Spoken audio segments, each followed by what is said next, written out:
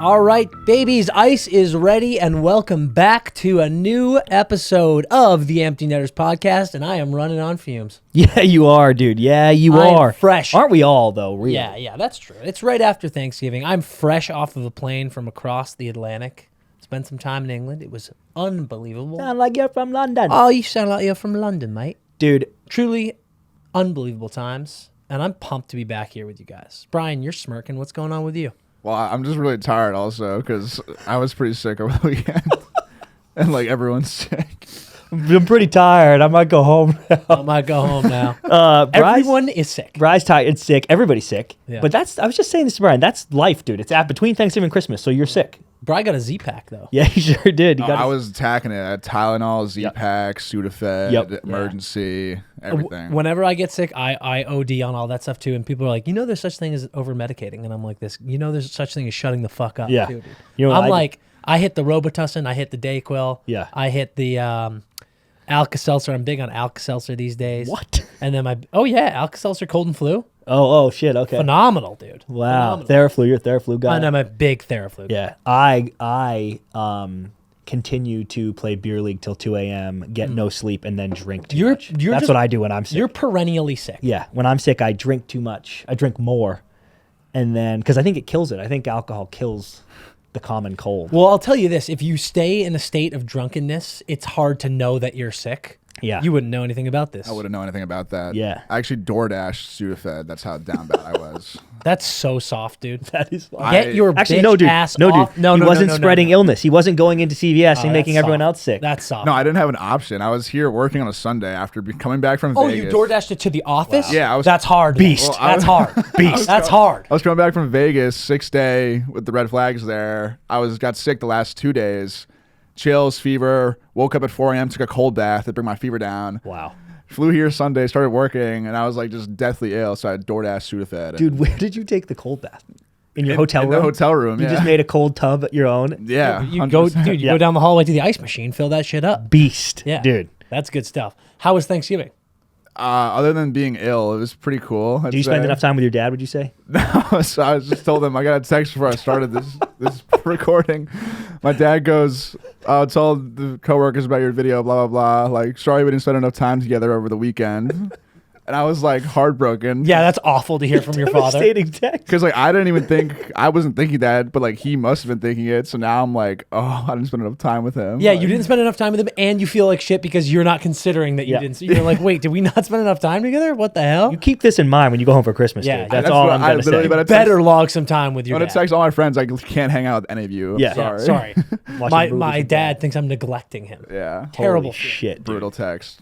Listen, I did a smaller Thanksgiving because I was obviously in London. In a place that doesn't celebrate Thanksgiving. No, but it was awesome because all the people there, the lovely people in my life, stepped up to the plate, did a nice American Thanksgiving for me.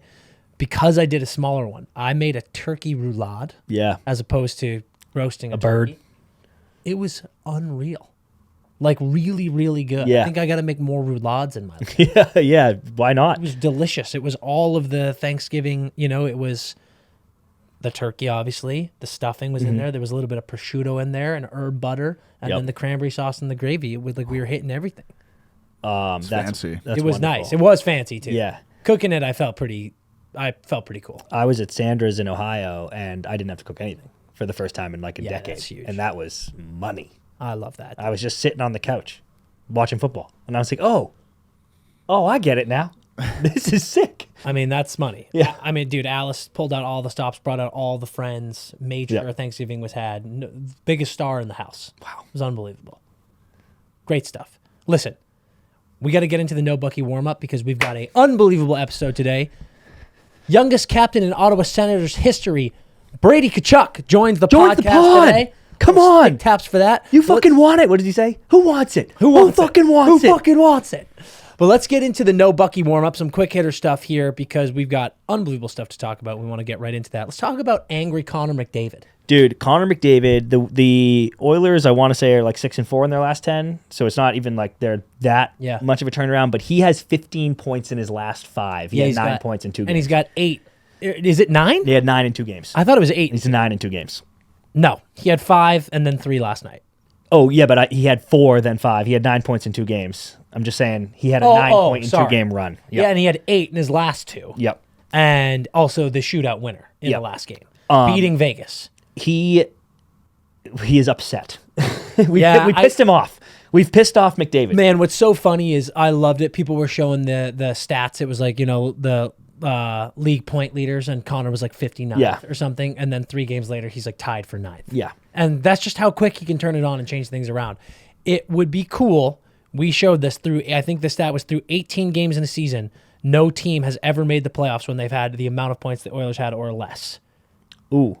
Something to keep an eye on. If this team makes the playoffs, they will be making history. They are going to. And they just absolutely could. I said a few weeks ago, they can suck till the fucking All-Star break, dude. Yeah. It doesn't matter. Like, they have the 2 of the 3 best players in the league, and they are a fucking wagon when they feel like it. Yeah, so, those 2 they really do kind of shatter the reality of today's NHL in that 2 players legitimately just win games. Yeah, and maybe not in the playoffs. But the bigger issue still stands. I think no matter what, right? No matter how much they turn it on, this team's not winning a cup. Yep. And I just think if you're him at the beginning of this year, you go, I want to win a cup. Mm-hmm. And being 21 games into the season and knowing you're not going to win a cup, just can't feel good if you're him. And that's why he's doing what he's doing. Yeah. He woke up, it didn't feel good, and he was like, check this out. This has to change immediately. It begs the question, dude, and again, we won't spend a lot of time on this, but I dropped this on Twitter over this past week, over the Thanksgiving week. They're going great right now, 3 wins in a row, right? 3 wins in a row, maybe 2 in a row. Yeah. If they backslide again, start struggling again, maybe lose, let's say in their next 10, they're 4-6. You're dead. Mm-hmm. You have to consider trading one of those 2. I know. We talked about this, right? I can't remember. You do. I don't know if you can trade one of. I mean, you got to, but I just think you would be sewered. Like, the fans would riot. I don't know if they would riot. Let's say this is my point. If in the next 10 games they're 4-6, you've got to be. So they're like, you've got to look at the reality that you're on a trajectory to miss playoffs. I think you get sewered more if you go, we have Leon Draisaitl and Connor McDavid, and we missed the playoffs. 8-12, they'd be 12-18. Like, you're missing playoffs. I don't know if they are though. I really think they could get that hot. If through 30 plus games of the season you're 12-18, I don't think you're out of nowhere changing it in the next 50. I really don't. Maybe not. I think you maybe could with them, but even if you couldn't, I don't know if they would do it this year. Like, I think if I was like, you're missing playoffs right now. Oh no, they're not doing it this year. I'm talking about this summer. Oh, okay. If you miss the playoffs, that's my point. Yep. My point was trying to say, if they go 4-6 in the next 10, I'm guessing that they miss playoffs. And if they miss playoffs and you enter this summer, I think you have to very seriously consider trading. Now I'm back in. Yep. Because at this point in their career, the age that they're at, they have entered their prime, and they are 2 of the 3 best players in the NHL. You can't make the playoffs with those 2 guys. You have to consider breaking it up. Einstein's definition of insanity, right? Like, how many times you're going to run this back and not because do it? However, the Leafs are doing the same thing. They're like, and one more try, and one more try, and one more try. Austin, here's $13 million. Willie, we're going to trade we're not going to re-sign anybody, and we're going to give you $13 and million. One more try. And we're going to be good, right? We believe in this. Yeah. I'm like, holy shit, boys. Insane. All right, next No Bucky warm-up topic. Let's talk about the NHL All Star Draft. We're getting hit with the draft again.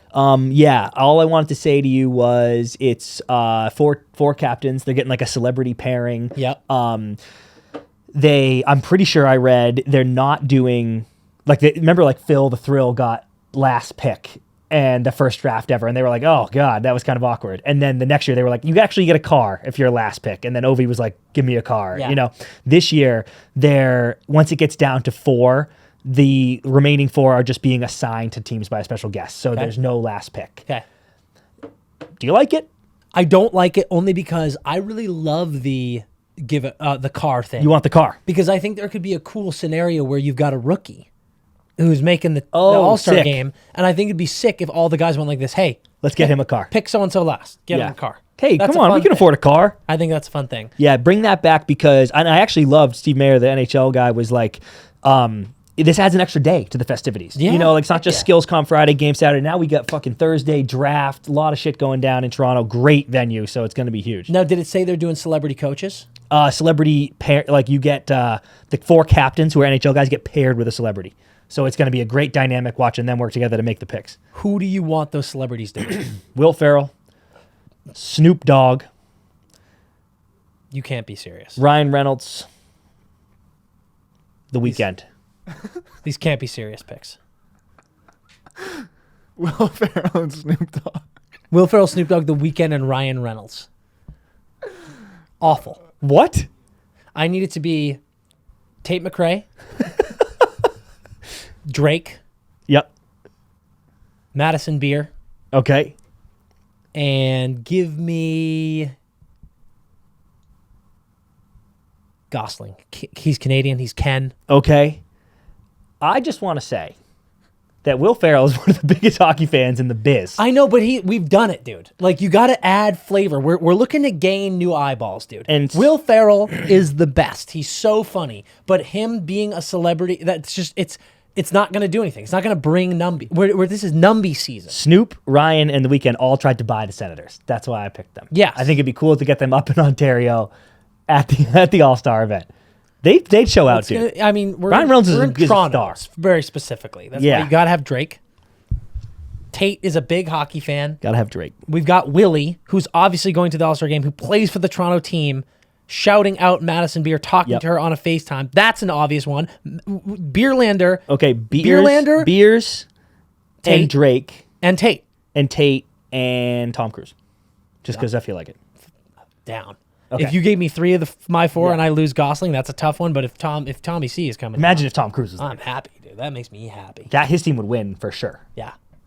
Dude, he saved I the movie agree. industry. Actually, that is definitely Like, true. his team would win for sure. no question, because he'd be like this. Do you think I drafted you to fucking lose? You think I showed up at the NHL All Star game to fucking? Do you think he gets one of the winners checks? Do you think the celebrity pairing gets one of the winners checks if They their better. team wins? They better. If he does a speech like we know he would, he Yeah. better get one. Holy Last lap of the No Bucky warm up. Let's talk about the comments made by Ovi saying that him and Sidney Crosby saved the league. Immediate reaction, go.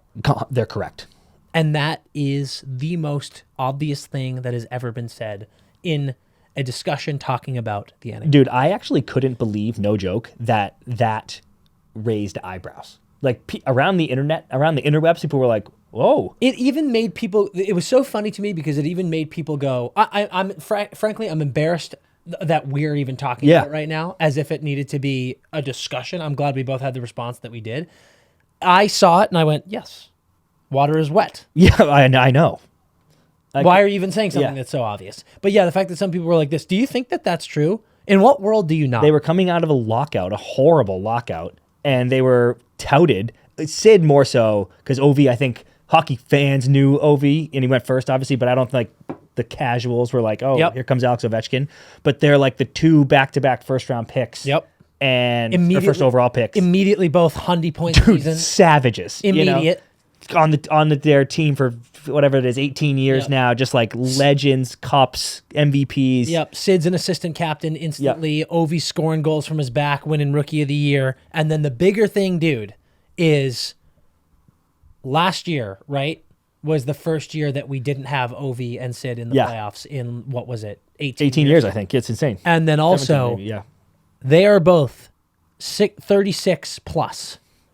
And they are both still Stunting. 2 of the top 10 names in hockey. It's incredible. Dude, it's like LeBron, who I don't even like, but the effect he has on the league still and the numbers he's putting up, obviously, it's kind of like the Brady thing the other day when he was like, the league's worse, you know?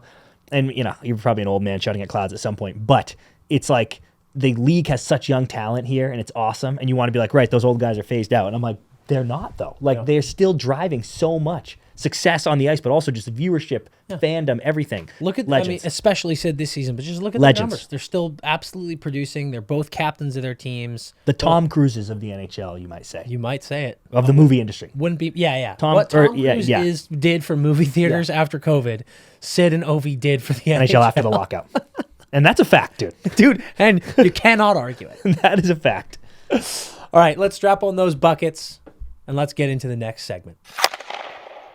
All right, we're into hot ice. The hottest topics in the hockey world. Let's go. Being broken down. The first one I want to talk about is we had our second coaching fatality of the year.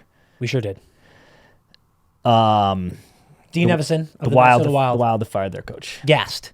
Let me ask you a question, Chris. Well, okay. Did bad goaltending cost this man his job? Yes. And let me hit you with some coaching stats first. Okay? Yeah. The Wild are 6-10-4 this year. Yep. Horrible, considering how they went last year. Yeah. And considering their roster. They lost 7 in a row. Just Patty Maroon's pissed off. Bob Woods, assistant coach, also gassed. Yep. Evason was 147, 77, and 26 in his 5 seasons since replacing Bruce Boudreau in 2020. Just to be clear, that's a good record. It's a great record. It's like phenomenal. He was 8-15 in the playoffs, which isn't great. Qualified each of the 4 seasons, but they never got past the first round. John Hines, who is Billy Guerin's boy, they have a great relationship, gets brought in right away. He was fired by the Preds, and which is why he's available. Yep. He took the Preds to the playoffs in his first 3 seasons. He was 134, 95, and 18 after replacing Laviolette in 2020. He's 284, 254, and 63 in 601 regular season games and 4-15 in 19 playoff games in his career. Just marinate on that for a second. We'll come back to it. Mm-hmm. Evason, I was looking up the Wild stats because I was like, who's going? Who's not going? And the guys are kind of going on the squad. Zooks, Eriksson Ek, Krill are playing great. Like, they're either point per game or right there or just off or over. You know, they're all hovering right around that. Boldy, I could get more from. I think he has 2 goals.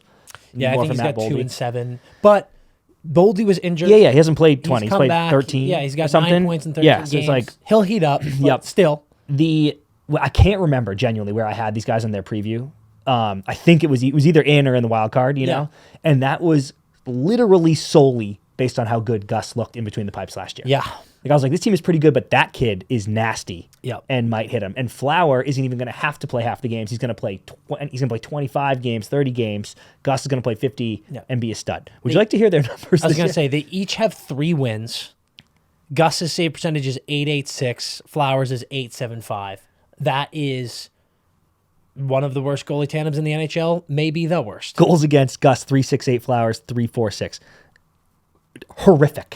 Dude, you cannot win with that. No, I don't care who you are. They have the 31st goals against in the league ahead of the fucking Sharks. Yeah. Dude, this is similar to our Oilers talk where it's like, well, the coach, that's the axe that falls. Yeah. But I'm like, dude, is it Evason's fault that they can't stop a fucking puck all of a sudden? Yeah, it sucks.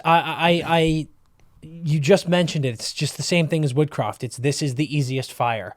But we talked about in the preview of the Central, and we called out the Wild for being the new Leafs because, dude, you're in a great hockey market. You have great fans. You have an amazing roster, and you guys lose in the first round every single year. So something's got to give here. And Evason, great record. But, dude, you're 8-15 in the playoffs with the Wild. You know, he made the playoffs every year he was there, right? And you just can't do this, dude. Like, you can't be this constantly underperforming team, and you certainly can't start this season like this and expect nothing to happen. Because I think, my thing is, if Evason had taken the Wild to a cup, not even last year, but in his time there, if he had won it. Nope. Oh, okay, yeah. And gotten them over the hump, gotten them in deep playoff runs, and they start this slow, you stick it out. Mm-hmm. You go, he's been our guy. He has gotten us to great places, but he's gotten you to the same disappointing place at the end of the season every single year he's been there. You expect some improvements. You haven't had any improvements, and now here you are starting the season, and you are dog shit. Again, I think it's unfair, but just like Edmonton, something's got to give. I'm surprised it took this long because Minnesota has been fucking terrible. Well, because I was going to say, if they were great this year, won 50 games and with a 3 seed in the Central and then lost in the first round, Evason gone immediately. And I'm like, yes, and I support. This is kind of surprising to me Because I think if they were even like 500, they wouldn't have done it. They're like, yeah, we'll see what happens. I think I agree with that. But like they're starting so bad that they're like, you got to go. And I'm kind of like, again, it's the Oilers thing all over again. But I'm like, dude, it's the goaltending. Like I'm not sure what a coaching change is going to do about the goaltending. I mean, listen, it's the same thing as Edmonton. Yep. Bad goal. I mean, I think Edmonton was even leakier. But yes, bad goaltending cost this man his job. But there's just, you got to figure it out, dude. Yep. Because we know, right, that these are two good goalies. I don't think Flowers Gus got is 25. I'm like, what are you doing, dude? So there's something going on. It might be the defense in front of them. It might be schemes in front of them. Either way, you've got to figure it out. And I will say this. I like the gumshoe from Minnesota. I feel like too long the Wild have been sitting around the league as just like it's the Wild. Yeah. And no, I like that they're mid-season, or not even mid-season, early season, they're going, this is not good enough, coach fired. Yeah. New guy brought in, good relationship with Guerin. It shows that Guerin's like, fuck this dude, we want to be one of the best teams in the league. So I like the lead in the pencil that this shows for the Wild organization, because for me, enough is enough of everyone going, oh, the Wild are good boys, great fans, great players. They always kind of lose in the playoffs, but whatever. I'm like, fuck that. No more whatever. Be a better team. Okay, like that point a lot, that it's proactive, and we're trying. This is the price. This is the price of insufficient play here in this town. Okay, I like that. I don't know John Hines, and I'm sure he's a tremendous dude. And if relationships mean everything, and if Billy Guerin loves him and believes he can be a new voice in this locker room, then I trust Billy Guerin. Yeah. But it is interesting to me that the Predators, who, to your point, Dan, like, maybe it's different if the Wild had even been to a cup once. The Predators, like, have been to a cup recently. Yeah. And I don't think Hines was there yet because he took over 2020, right? Yeah, he wasn't. Yeah. But my point is, the Preds, to me, have kind of always felt like they're in the same bucket as the Wild, where I'm like, you're okay. Like, you're pretty good. Are you a playoff team? Maybe. So you bring in a guy who's been coaching a team that's doing the same thing and missed the playoffs. They missed the playoffs for the first time last year, and this guy got fired because his career playoff record is 4-15 or whatever, and he's a career 500 coach. Yeah. I'm just like 284, 253, and 63. It's like, and I'm like, and again, maybe Billy's like, dude, he is, because I know him and he knows. I know what he can bring, and that's what this locker room needs. And I'll roll with you, Billy. But I'm just like, ooh, I don't know. I don't know if that's it.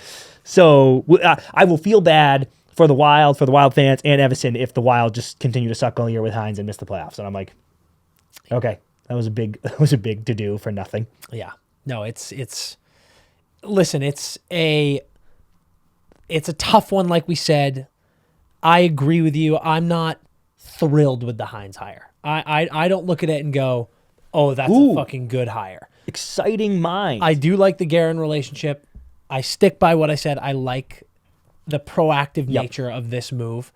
Mid-season tough too, I will say, for a coach. Like, it's not like you can just like go grab a sick college coach. No, because everyone's mid-season. It's brutal.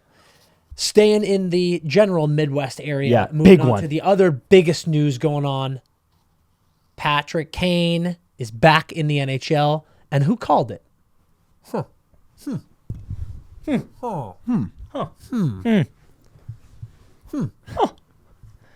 Oh, I think we did. Wow. Huh. Wow. Listen, am I mad he didn't go to Buffalo? Yeah, you are. But they didn't earn it, dude. They didn't earn it. This is what Buffalo gets. They didn't earn it. If you were where you should be, Buffalo, this is me as a member of Sabres Nation calling you out. If you were where you should be, he would be wearing the Sabres on his sweater. Tough day for Hawks fans.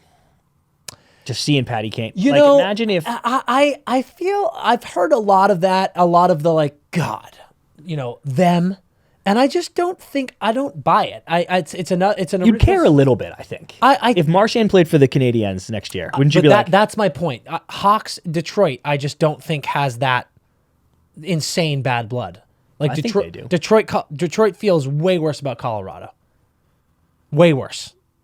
Okay, in my opinion, I would like some people to comment on that. Me too. Yeah, chime Hawks in fans, on that, because I'm pretty sure that's wrong. I think they. But I just if I'm I'm a bit of a Red Wings guy. Yeah. And if you, I not to speak for Red Wings Nation, but I think especially of like the last 30 years, if you're like, what team do you fucking hate? Who's your biggest rival? Yeah. They're saying Colorado, not Chicago. The close proximity I get. Yeah, depending on the age of the fan, I original guess, too. six. Yep. Yeah, maybe. Pretty cool that Patrick Kane's only played for original 6 teams. That is cool. We got to get him on all. Yeah. But Spronger gave up 88 to Kane immediately. We saw him on the ice for the first time. Does it say when he's going to play? I don't think he's playing, but let me check that right now because the first game is New York, which is fucking sick. But I think he's like still a ways out, I think. But maybe. Well, they're playing right now. Why don't we look up the roster? Yeah, he's not in the lineup. Yeah, but I don't think he's playing for like a while. I would be surprised. If he doesn't play their next game, he's playing the third game. Okay. 100%. Yeah. I would bet. He's healthy, he looks good. He passed his physical. All right, can I hit you with some shit about this? Absolutely. Last year on the Rags regular season, Yes. 19 games, he had 5 goals, 7 assists, 12 points. Yes, in the underperformed. in the playoffs, 7 games, 1 goal, 5 assists, 6 points. He was on one leg.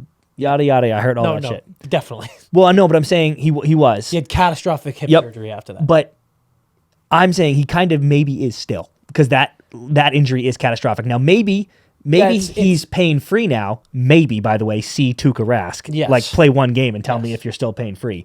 So maybe best case scenario he's pain free right now. But I do think even best case scenario is a full step slower. Like, Yeah, I don't think listen. it's like, oh, he's Hawks Kane again. I'm like, I don't think he is. Patrick Kane is, I believe, 35 years old.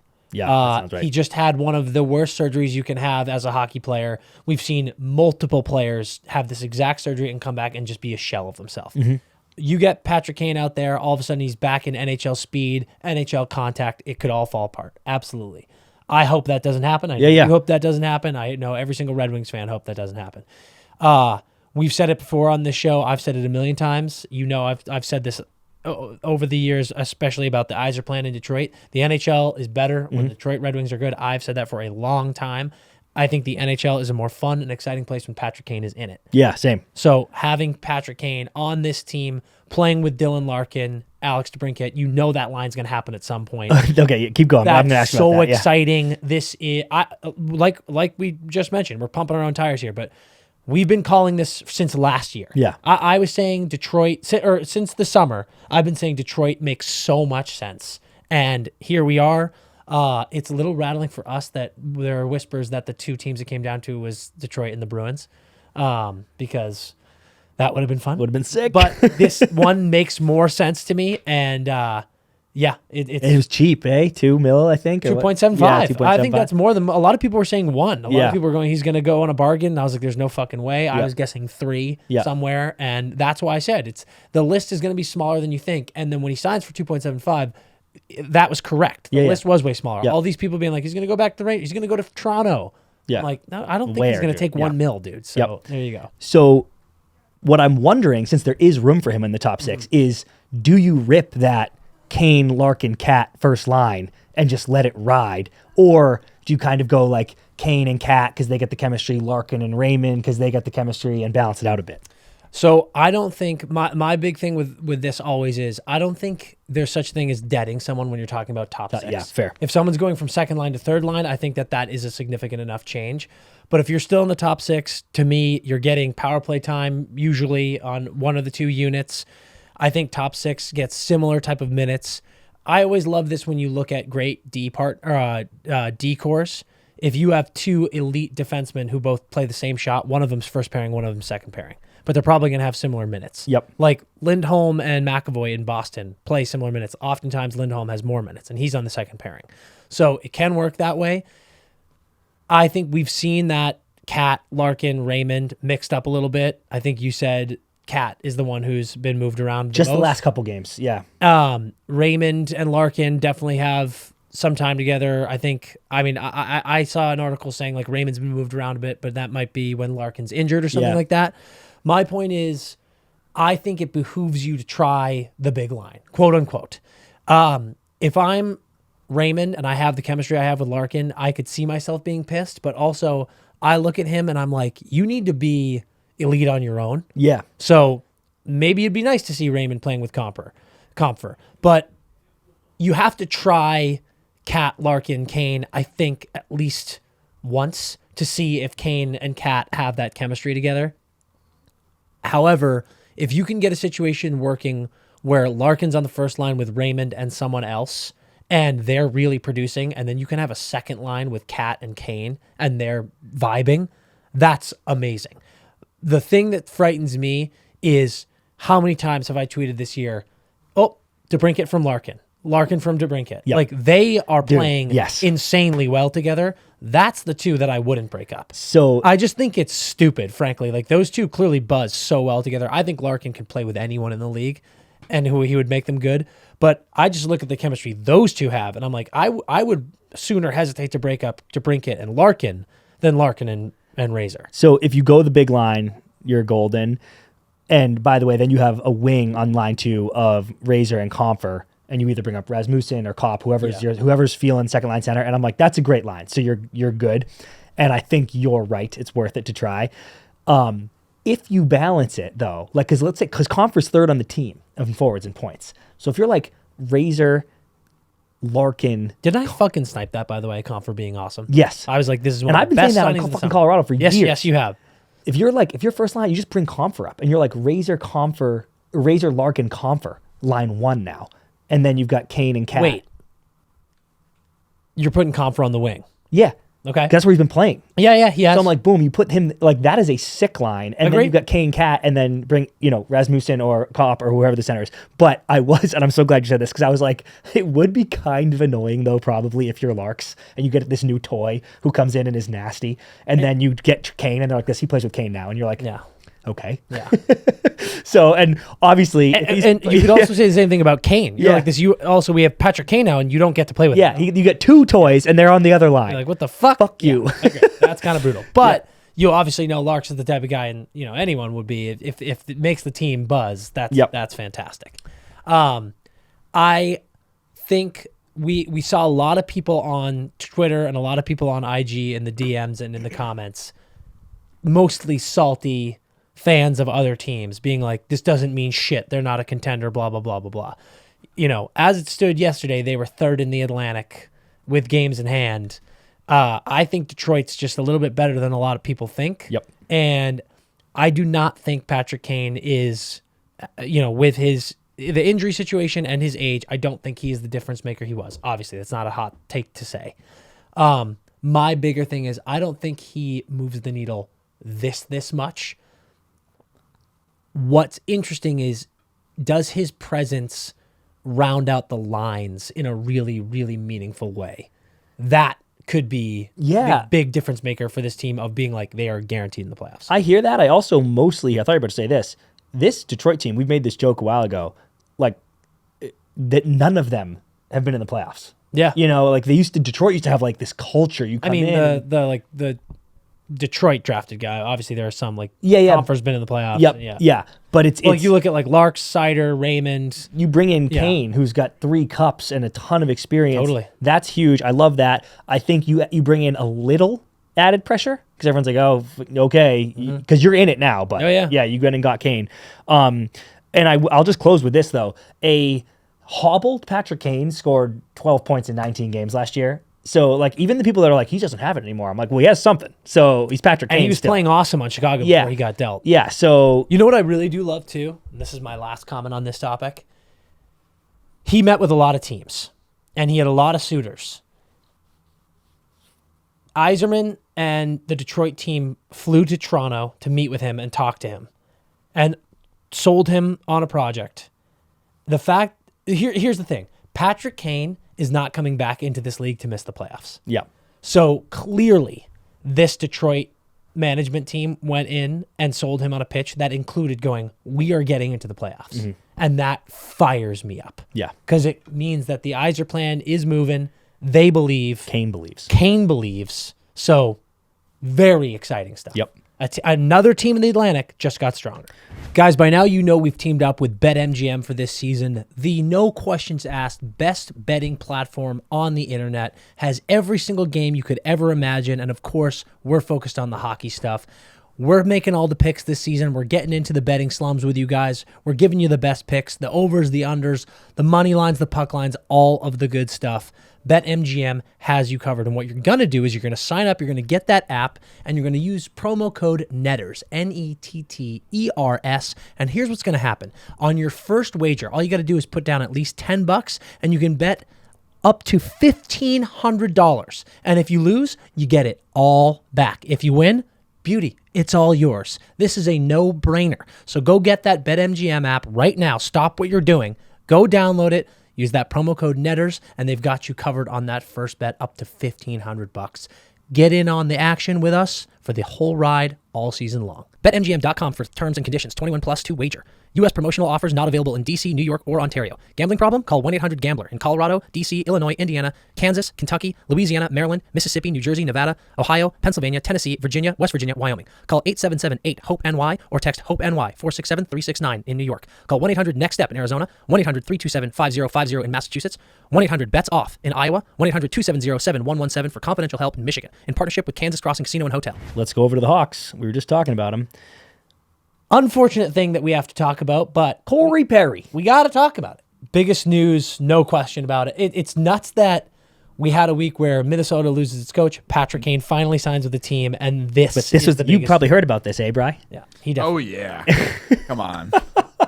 So, Oh, buddy. on Saturday, it was announced that Corey Perry had been removed from the team. Yeah, was the first one was like he's stepping away for personal matters. Yes. Then it was like he's been removed from the team. But that was it's sort of in the same breath. Okay, Like, yeah. I think the first reports were like, Corey Perry's stepping away, but then it was like, no, he's been removed from the team. Yep. So Oh, dude. from Saturday to yesterday being Tuesday, Yep. obviously everyone goes, oh, geez, what happened? And then obviously, it's because it's the fucking Blackhawks. Yep. Everyone's going, oh, Jesus Christ, what's going on Yep. with the Blackhawks? And then the rumor swirls that Corey Perry has had a relationship with a young teammate's mother. Dude, I haven't gotten this many texts in my life. It was unbelievable. Dude. Us being in the hockey world, everyone Holy I know shit. texted me going, what in the world is going on? He banged his mom? And I was like, yeah. Yeah. He did. And like, listen, I got loud at people on Twitter for contributing to this story. Yep. So what I want to do here is be careful about like, oh, and now we're talking about it. What we're talking about right now is what happened. Yeah. Like it was a media firestorm. Yes, the wildfire that this became. Essentially, some knobhead on Twitter, I imagine, just started this rumor, and then every dipshit with thumbs was like this, yep, that happened. Hell yeah. And here's what I really want to talk about, dude. Stupid stories on the internet, stupid rumors are stupid rumors. But they eventually get to a point where you got to do something. And this got to a point big time on Tuesday, clearly, where it eventually was addressed. But dude, when you have the most prominent 18-year-old number one draft pick entering a league since LeBron James on your team, Well, yes, Connor. I think he's much bigger than Connor. Okay. I think the Connor Bedard show and the people who knew about who Connor Bedard was outside of hockey people, way bigger than Yeah, Connor McDavid. okay. The face of your franchise, and a really fucking awful rumor is being spread about him and his mother. As the Blackhawks, to not jump on that, regardless of what happened with Corey Perry. Yep. You don't even need to get into the specifics, but you can go, hey, people, this is a private matter amongst our team and our organization that we're handling, but the rumor that's going around is so stupid and false. Cut the shit. That's all you have to do. And that's literally what Kyle Davidson did. Eventually. But they waited until fucking Tuesday night. Dude, the Kyle Davidson getting on camera and going like this, nobody banged Bedard's mom is the equivalent of that guy, the lawyer, who was like, I am not a cat, to be clear. Like that, I just cannot believe that was said. Not those exact words, obviously, but like him coming on there and being like, this did not involve any player or their family members. I was like, dude, you have got to be kidding me. We were off the We are rails such here. peak internet We are 2023 off right the now. rails. And I like I said, I wanted to shit on the Blackhawks for that moment. I also want to, I think it's great that he did do that. Same. You And had to. That's what's crazy. It took way too long. And some Blackhawks fans got loud at me on Twitter. And I was like, dude, what are you possibly Yeah. This was a screw up. Yep. The Blackhawks screwed this up. They identified they screwed it up and fixed it quickly. So I'm giving you stick taps for that. Yep. But dude, when they released that insanely vague statement. Like, you have this fucking rumor frenzy going on after a vague... Which, here's the thing, dude. Team matters are team matters. They are private. And you're protecting, people within the organization. You're doing the responsible thing. I get it. I had no problem with the first one. But once these rumors started, and you went like this, we got to do something about this. And then you released that written statement that was even more vague than the first one. I was like, are you fucking guys this stupid? Dude, what are we talking about here? Feel real bad for Connor. Shitty situation. Dude, it's so uncomfortable. Feel real bad for his mom. More than anything. Yep. And really that's like shitty. the biggest thing here. That's where I do want to get, you can come at me, please, guys, come at me in the DMs if you want. That's where I do want to put on my, like, I'm being dead serious hat. If you're contributing publicly on like Twitter and IG with like memes and shit, that's where it's fucked up to me. Because run him out of town. You run the kid out of town. I'm thinking about his mom. Yeah. Like that this is just like by all accounts, a wonderful woman who's getting sewered by random faceless hockey fans. I'm like, dude, can you imagine waking cut up to the that? shit. You wake up and you're like, I banged Corey Perry. You're like, what the fuck? Dude, tough look for Corey Perry too. Oh. Because the Blackhawks go like this. We have the first overall pick, a generational talent coming in. And we have like a completely blank slate roster with the way they manage the team. So they bring in, Taylor Hall, like these guys. They go, Nick Foligno. They go like this. We're bringing in Corey Perry because he's a former second overall, but like super high pick. Dude, for $4 million, We're bringing in Corey Perry because he's a former extremely high pick and a veteran who can teach Bedard the ropes. And then instead he banged his mom. And they were like, oh, damn, dude, this went so bad. This is what I'm saying. I'm ashamed of you for contributing to the joke. That's my whole point. It's just like, it's so fucking ridiculous how out of control this one got. And it is, but again, we're talking about it to talk about the bungle by the Blackhawks. Like, letting the second that started snowballing, like, dude, I remember the first things I saw about it. It was like those, the deep Twitter jokes where you're like, we're in the hockey world. So I see the joke and I'm like, obviously that didn't fucking happen. Sick joke. Yeah. Dude, I'm not even going to lie. I saw the second. So I saw the first one, didn't really do much about it. I saw the second statement by the Blackhawks, and I was like, that's pretty vague. And I read the first comment, and it was like, oh, it was Bedard's mom. And I was like, oh, shit. Dude, that's when it got bad. Actually, Brian, I'm so glad, like, as a not deep hockey person, that perspective is exactly what I'm talking about. Like, I ran into the comments to be like, oh, what are they talking about? And then someone's like, oh, Bedard's mom. And I was like, okay, that's it. Yep. They released that trash statement, and then what happened is they waived Perry. Yes, dude. Thank you, because it was like a second thing. Yeah. It's like, I stayed away specifically from the post, like the grid post. Corey Perry's been waived because I knew exactly what would happen. Yep. It would have been fucking numbies. I should have done it. But it's like, you see Chicklets post it. You see the NHL post it. You see BR Open Ice. You see Hockey Collective post it. Every single comment. Warzone. I can't believe they left the comments on. Dude. Every single comment was about this, and that's when I'm like this. Blackhawks, you have fucked up. Yeah. Say something. So that is why we're talking about it. It's just, dude, talk about the biggest fumble in terms of protecting your fucking franchise player. My God. So fucking stupid to let this get as out of control as it did. Yep. So fucking stupid. Yeah. A shitty situation all around. And obviously, I think someone finally put it out that it is about an employee, but shitty situation, and Corey Perry should have been waived, assuming all allegations are true.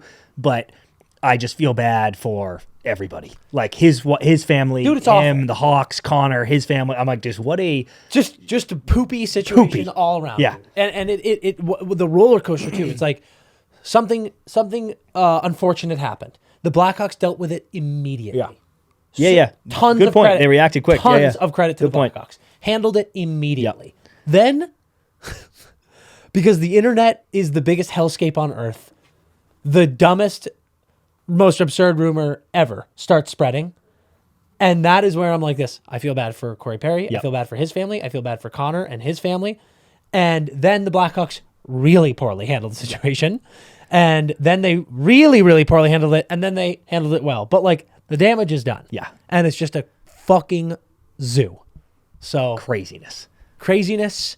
I hope this can be a lesson to like the, shit's funny here and there, but like, you got to think about the shitty ramifications of this with like the real people going on, and then just the bigger one. The reason we're talking about it on the podcast now is the Blackhawks. You did so good for a second, and then you did so bad, Almost. and then Missed it by you did that the right thing. Yep. So learn the lesson, for the love of God. All right, what do you got? You had one more, I think. Which was it? Trouba. Oh yes, our last hot ice topic that I want to be quick with. Yeah. Because got into a big Twitter discussion about this.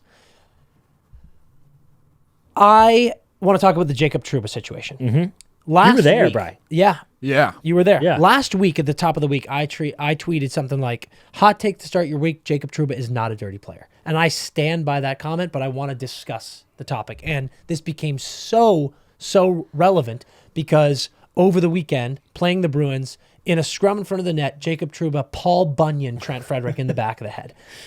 Here is my message to the listeners. If you are a Rangers fan, if you are not a Rangers fan, I need you to stop being so dramatic and biased with certain things, because watch that replay. It is so fucking clear that there's a tangle. Yep. Frederick and Trouba are in each other's face. Trouba is a shit stirrer. He's got two hands on a stick, and in my opinion, he is going to, after tangling with Frederick, he's going to whack Frederick in the back of the legs. Very common play in a scrum in front of the net. In their tangle, Trouba gets thrown off kilter, and his stick comes up, and he two hands hard Frederick in the back of the head. I think it is a clear accident. I think clearly it's an accident because Frederick didn't respond, nor did anyone else on the Bruins on the ice. That said, hold your pitchforks. Yeah. It is a joke that Trouba didn't get a suspension. Absolutely should have got a suspension. I think should have been one game. He even said he's got to take care of his stick like that. He said that can't happen. The maximum fine of $5,000 is such a cop-out. I hate when they're like this. He's been fined the maximum amount. Fuck that. It could be higher. It should be higher. The bigger thing for me is that's a one-game sussy, and that's obvious. And it's like so many people are like, oh, if there's clear intent to injure and blah, blah. Shut the fuck up, dude.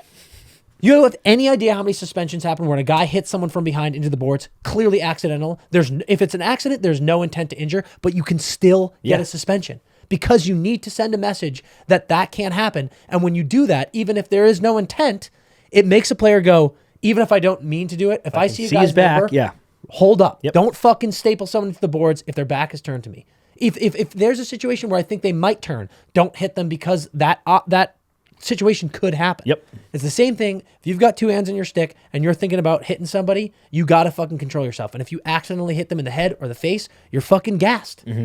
And that's fine. And I think players would all be like this. Yeah, that obviously can't happen. My biggest question for you. I would like to take a quick moment to determine what makes a dirty player. Yeah, right. Because I said he is not a dirty player. And a lot of like Devils fans, Islanders fans, I'm saying this because like you hate the Rangers. I love that about you. We're like, he's the fucking dirtiest player in the league. Dude, Jacob Trouba is a big hitter. Right. There is nothing wrong with that. Like we said last season, we talked about like should you fight someone after a clean hit? I don't think so. Yeah. My point is, hitting is a part of the game for a reason. It's a stat for a reason. Yep. You can't get loud or mad at a player for fucking laying people out cleanly, which I think Trouba does the majority of the time. Sometimes he crosses the line because that's the type of player he is. He's playing on the edge. Yeah. Plays on the edge. And I think that is a difference between a dirty player. Do you have the adjective for him? I don't. Yeah, we got to figure that out. We got to figure out. We might have to brand. I think there are dirty players. Dirty players to me are guys who very intentionally do not on the edge shit, but fucked up shit. Guys who will throw an intentional slew foot. Yeah. And there are people who are like, Marchand's a dirty player. He throws slew. I think that's bullshit. I think Marchand fucking licks people, which is fucked up. He's a clean player, in fact. And he's cleaning you. Yeah, he's cleaning. But I think Marchand licks guys. I think he fucking hacks and whacks. And I think he is a scrappy player who is on the edge. Yep. I think it's guys who throw slew foots, who fucking, get up in your face or target the head intentionally. And I think that's rare, dude. I think the NHL is an amazing league because there aren't a lot of players who do that. Yeah. And I just think dirty to me is such a brutal adjective, and I don't like it. I think I need us to come up with something different. Yep. And I was, well, let me say this real quick. I don't think the one thing I'll say about Marchand is, and he doesn't do this that much anymore, and I was kind of on the fence on this anyway, because I was like, this is barely different than a hip check. But when he would like duck people, I could see people being like this. Stop doing that, dude. I agree, And because that is dangerous. Yes, and that skews dirty to me. Yes, where I'm agree. like, that is you're being dirty. Yes. Stop fucking ducking. And he stopped doing that. Yep. So okay, that's established.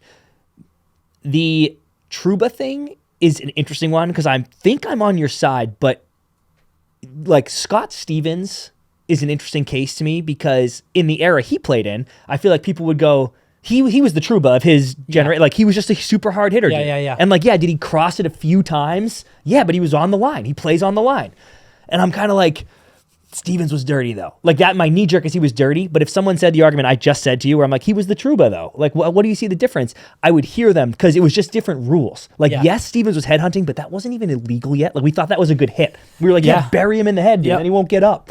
You know, like the Paul Korean one was fucking interference. Yes. But no one got mad that it was at his head at the time. Like literally, all they cared about was they were like, he didn't have the puck. And I was like, that he would be put like his shoulder through his nose, dude. That would be like a fucking 20 game. Yes. You know what I mean? So yes, he was headhunting, but that was kind of allowed. So maybe it's unfair of me to call Scott Stevens dirty if I'm not going to call Trouba dirty, just because the rules, like to me, they're so similar. There was just more lenient rules when Stevens was playing. Yeah, but like, to me, the Korea hit is so. Trouba's never done anything like that, in my opinion. Agree. But I think that's a good point. And yeah, that one was way over the line. That was dirty. The one that stands out to me last year playoffs against the Devils when he popped Meyer. Yeah, Meyer was the first one to be like, that was a clean hit. I got to pick my head up. Yep. And yes, he caught him in the face, but dude, these are those situations where the game moves so fast. Yeah. And if you're coming across the ice with the puck on your stick and someone lines you up with their shoulder and they catch some of your face, I don't think that that's necessarily targeting the head. Like, do you have any idea how hard it is, especially if a player's that much shorter than you? Yeah. Like, you're putting yourself in a dangerous position if you're like, oh, I can't hit him, so I got to move this. It's complicated. So I'll say this to that point, Dan. When a forward's coming down, I'm sure most of our listeners play hockey, but like NHL guys move so fast. When a forward is bombing down and you are a defenseman and you are skating backwards, backwards crossover, you're swinging across the ice trying to perfectly line up where he's going to be in 3 seconds from now so you can drill him while he's looking down and stick handling. And you zoom by. If you didn't get that angle perfect where you can just drill him right in the body, if you're a little in front of him, and you're like, oh shit, now I'm about to get walked for a goal against, you lean forward just to make sure you get a piece of him. Because you're like, I got to slow him down. And that's usually when you see people clip someone on the jaw on the way by. And like, that's kind of what McAvoy did, honestly. His was a little bit worse. But I've seen hits like that where it almost looks like a clothesline because you're like, oh, you're desperately just trying to get a piece. I swear to God, those people aren't going, I'm trying to clothesline this dude. Yeah, you're trying to make a hockey play. They were trying to make a clean hit, and now they're just leaning to make sure they don't get dusted. Love that point. And for me, the line there is, if that happens to a certain player a lot, that's dirty. You're now dirty. You're now doing the same issue over and over. If it happens every now and then, it's like you're trying to make a play, dude, but learn from your mistake. What about, go ahead. But it's like, for me, dude, there was that stretch, our boy, dude, not talking shit because you're a guy, but like there was that stretch where PK was slew footing. Yeah. People were calling him slew ban. Yeah. Those are the times where I'm like, this dude, stop. Yeah. Like you were doing the same bad thing over and over again. Stop it. Yep. And that's what I'm saying. If you do it once because you're trying to make a play, you're not dirty. Yep. But if you keep habitually doing that shit, and that's where I'm just like, I know a lot of haters on Trouba, haters on the Rangers are like this. He does do that. He does the bad thing all the time. And it's like everyone goes to the head hunting, and I'm like, I just don't think so. And to be specific, he should does it. He's done it. He should have gotten suspended for that Frederick thing. But if you think he slashed Frederick in the head intentionally, you're wrong. You got to tighten the screws upstairs. What about Messi? No, they're messy players. Nah, because Messi seems like you don't really know what you're doing, and I think it's here's what I think. Dirty player stands as a you're doing bad shit intentionally. I think dirty boy. Is when you toe that line, when you play on the edge. He's a dirty boy. He's a dirty boy. Dirty player, dirty boy. Yeah. Okay, I lead you in the clubhouse right now. I like it. Yeah, we'll come back to it. All right, we're going to wrap up Hot Ice, and we are going to kick it. We're going to stop making you wait. We're going to go right to this Brady Tkachuk interview. Dude, we said it. He's got to be a top 2 or 3 just awesome dude in the league, maybe in the world. I can't fathom an NHL player having a bad word to say about him. I know. Like, he must be a fan favorite. Literally, like every All-Star game, every time he's at like an event, people must just be like, I wish he was on my team. I can't think of more guys I would say I'd want to spend time with Brady, and I'd want Brady to be my friend. Yep. He's just like such an unreal player, unreal teammate, unreal person. and funny, cool guy. Sick interview. So enjoy the interview, guys. We sure did. Okay, it is my true joy to announce that we are joined by a U18 team captain and gold medalist, a World Juniors bronze medalist, a member of the Hockey East All-Rookie team of the BU Terriers, a member of the NHL All-Rookie team, a 3-time NHL All-Star, the 4th overall pick of the 2018 draft, and the youngest captain ever in Ottawa Senators history, Brady Tkachuk. Welcome to the Empty Netters podcast. Let's go. Wow, that was impressive. Yeah, the resume's impressive, dude. You kidding me? That's No, beautiful the stuff. memory of that. To be honest, I didn't even know half of those. I'm impressed. I spent all week memorizing. I'm very, very proud of you. You wanted to get into real quick the funny reaction that Brady had, and I want to put him on blast dude, too. Yes, I actually meant to say this before, but I was dying. We're like, because when you come on, we'll look up some vids, some pods you've done, some stuff like that. And dude, I don't know if you remember this, but there was like a thing on TSN. It was you, Lajoie, and someone else. I can't remember, but they asked Max who he called when he got who'd you call first when you got called up to the NHL? And the camera's on him, and he's like, I called my girlfriend, and he goes on about his answer. And then the TSN broadcast shows that clip again with your reaction. Do you remember this? Do you know what I'm talking about? Yeah. Dude, you were like, just like appalled. That was so funny. I remember it because it was me, Laj, and Fournette, and we like made it at a camp, so they wanted to do like kind of the young guys going through the season. And I remember when they asked that, like the question, like immediate thought, like, yeah, I probably did text my girlfriend first, but no matter what, like you're going with your parents. That's like the generic hockey answer. Then what with the girlfriend around? I'm like, I couldn't believe it. I was just like, it's automatic parents. I thought that was like everybody was thinking that, but he threw me off and couldn't believe it. They've been driving you to the rink at 6 a.m. every day of your life, making all the sacrifices, and he couldn't bother to give him a shout. Yeah. That's crazy. The best part of the reaction from you is it's just pure disappointment. It's like you're like, oh, come on, Lash. What are we doing here? It's so good. It's like to your point, like the 6 a.m. morning practices. I'm like, that's out the window. It's just a girlfriend came in a couple years ago, and all right, no, it's good. Oh, dude, that absolutely killed me. Amazing. Well, dude, we're talking to you on a fun week. It was a tough loss on Monday, so I don't even want to bring it up. But obviously, the probably best Donnybrook of the season so far, and the brothers matchup always makes the headlines. So, what do you think about that tilt on Monday from not the loss standpoint? Because obviously, I know you guys are wanting to get in a groove here, but I feel like there's part of you that's got to love the energy from the boys there. Cause like you see fight like that and a response like that. And I think it fires up the locker room. Yeah. Yeah. I mean, 100%. I think when things aren't going your way, you have two routes. You either kind of give up and just try to get to the end of the game, or you try to, leave your mark on the game and kudos to the guys out there for that, scrum kind of Donnybrook, whatever you want to call it. Like, They didn't need to go there and get into the scrum like that, but they jumped right in and we're all in and McEwen too. He went after his first Matthew and kind of I don't know if it came up and got fined for it and like he doesn't need to do that, but he's sending messages and I think what it all comes down to is everybody on our team wants to win and when things kind of get out of reach, get out of hand, that we always have each other's back and we're never going to give up. So it's just always trying to leave our mark and stamp on the game because, there's always times we play that team again. What were you and Matthew saying to each other in that awesome moment, yapping at each other from the bench?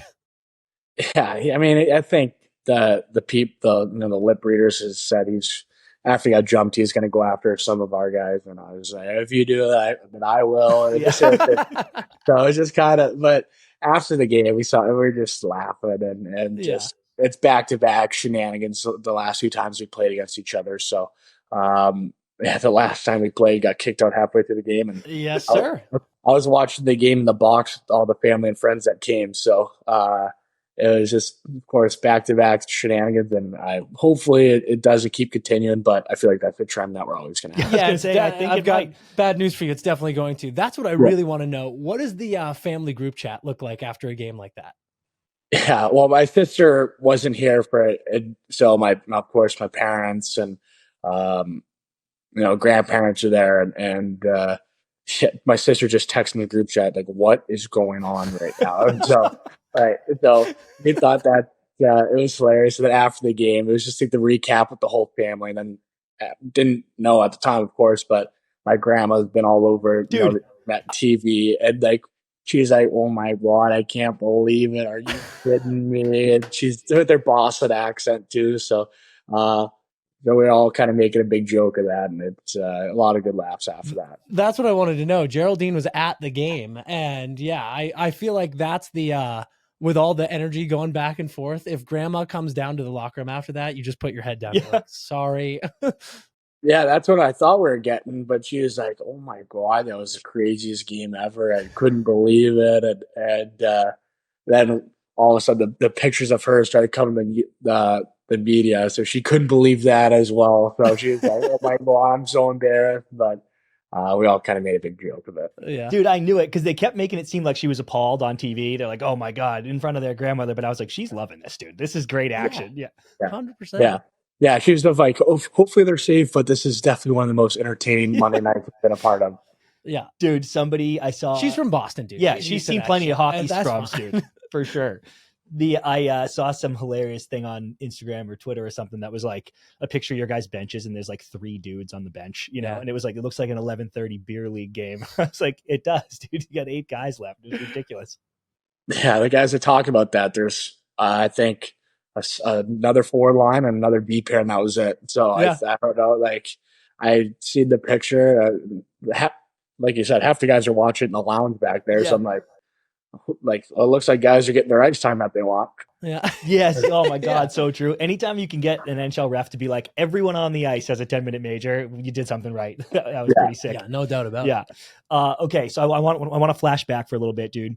You growing up, go to the dev program, go to BU, like we said, get drafted, bounce out of BU, get to Ottawa, and you're 19. You move in with Mark Stone, veteran leader, takes you under your wing. You living in his house. Then bang, traded at the deadline, and you're living there alone. And eventually you bring in Norris, you bring in Tim Stützle living with you at Stoner's house. For the love of God, dude, tell me something that you guys got up to in that house. And I don't want Josh was a cook. We were grilling steaks. We watched a lot of hockey, played Xbox. I know all that. I want to know what you guys got up to in Stone's house while you were living there as like young 20 teenagers. Yeah, well, there's a lot of shenanigans. I remember because it was, of course, during COVID and quarantine, Colin White, Timmy was at the World Junior, so Colin White quarantined, so we're all together at least. So we had to do the 14 days together. And I remember one day we had a football, and then all of a sudden we moved the furniture around, and in the living room we started playing a one-on-one football. Like I was quarterback, and we just rotate, and the house, it was like a townhouse, so it split with the neighbors, or the neighbors right there. I'm I can only imagine what they're hearing right now, and what is going on in that house. And then I don't know, another Stone comes back, there's a dent in the wall. Oh yeah, and then it was there's got to be paintings or the frame or something that we ripped at and it broke, and it's just all right, we're done with the football. But another one was, of course, we probably, I don't know if you can get in trouble for this now, but of course, same division. Matthew was same division, so we played each other 9 times. So I remember one time he came over, me, Josh, and we had 2 days in between a game, and we had a beer Olympics on the patio outside, just on floor, and just little things like that of course nobody expected to happen. And we just had a great day because we weren't playing the next day, and of course he had nothing to do but stay in the hotel. So he came over. It was a great day outside, and we just were upstairs in the patio having a great time. Just incredible. Do you remember who won? Yeah. I don't, because I think the team was Josh and I versus Timmy and Matthew, and Timmy and Matthew didn't put on a good performance that night. Oh, shit. Yeah, shots fired. Tough to hear it, too. I love this now because they're going to hear that and know that they've got to step it up next Beer Olympics. Dude. Yeah. That's one of the funny things about COVID is that it did weirdly bring out some of the strangest events, but most fun events that you could ever think. Especially, I feel with dudes. You put dudes in a house and you're hey, you can't go anywhere. Yeah. You're going to get into some shit. We'll figure out something fun to do. There's no question about it. Exactly. Dude, when we were talking in Vegas, this is the era where I learned about your obsession with asparagus. And I still am fascinated by that. Do you know about this? I actually know a little bit because I heard someone ask you, I forget what I was listening to. Maybe it might've been when you were on Mitts Off, but they asked if that was like asparagus was your big thing pregame, but I know you're a chicken parm guy mostly. So I've heard whiffs of the asparagus thing, but please enlighten me. Yeah, it's I'm not a pasta guy because I feel like my first year I couldn't believe what I was seeing, like all the meals on the road at the rink. Like there's food everywhere. And so of course my first year I'm like, this is great. I'm in the NHL. I eat whatever I want, not thinking anything of it. So it's basically pasta and cookies I had for the whole year. So I'm like, and then all of a sudden I gained like 20 pounds. I was like, you know what? I can't be doing that again. So after that year, there was this chicken parm, no pasta. And I was like, I gotta have something else. So I had sweet potatoes and asparagus. And then I just all of a sudden just started loving asparagus, and like everybody hates it. Of course, I'm going to take a piss. People, I'm like just plant my territory. I'm like, oh yeah, that's Jesus, the fucking big Brady's dog. here. Yeah. Yeah, that's the big dog there. Yeah, clear out the locker room immediately. I feel like Brady walks in and everyone's like, "Oh Jesus Christ, get out of here!" They're rushing to use the bathroom before you. You know, they're like, "Quick, here he comes, get in there." I get it though, dude. The routine. I'm that way with. You just mentioned sweet potatoes. I'm that way with sweet potatoes. I one day figured out a way to cook sweet potatoes that I love, and now I eat it 3 times a week. Easy. Yeah, it's fucking fantastic. It's fucking good for you, dude. Yeah, they're great foods. I mean, it's a good thing. It's better than pasta and cookies, so we're on the right trajectory. Chris mentioned at the beginning in your rundown, 3-time All-Star. Last year obviously felt like a really special year down in Florida. Obviously, Matthews home turf. And I feel like you guys got to do a lot of cool shit out there. The shootout was super fun. You got to play on a line together. And I feel like it was cool for us last year learning a lot of guys that break, the All-Star break is kind of some of the only time off that you really have. So what was it like when obviously it's an honor to be named an All-Star, but here you have this time off that you thought you might have had, and now you at least end up somewhere in Florida, and then you get to do a bunch of cool stuff with your brother. How awesome was that experience, and what were some of the highlights other than elbow room that we unfortunately can't remember? Yeah, well, I mean, it was truly special. Just of course that like knowing it was in Florida, that was both kind of like a goal of ours, just be able to do that, and whenever we have a chance to be able to play together, it's always a dream come true. And I don't know, my favorite memory. I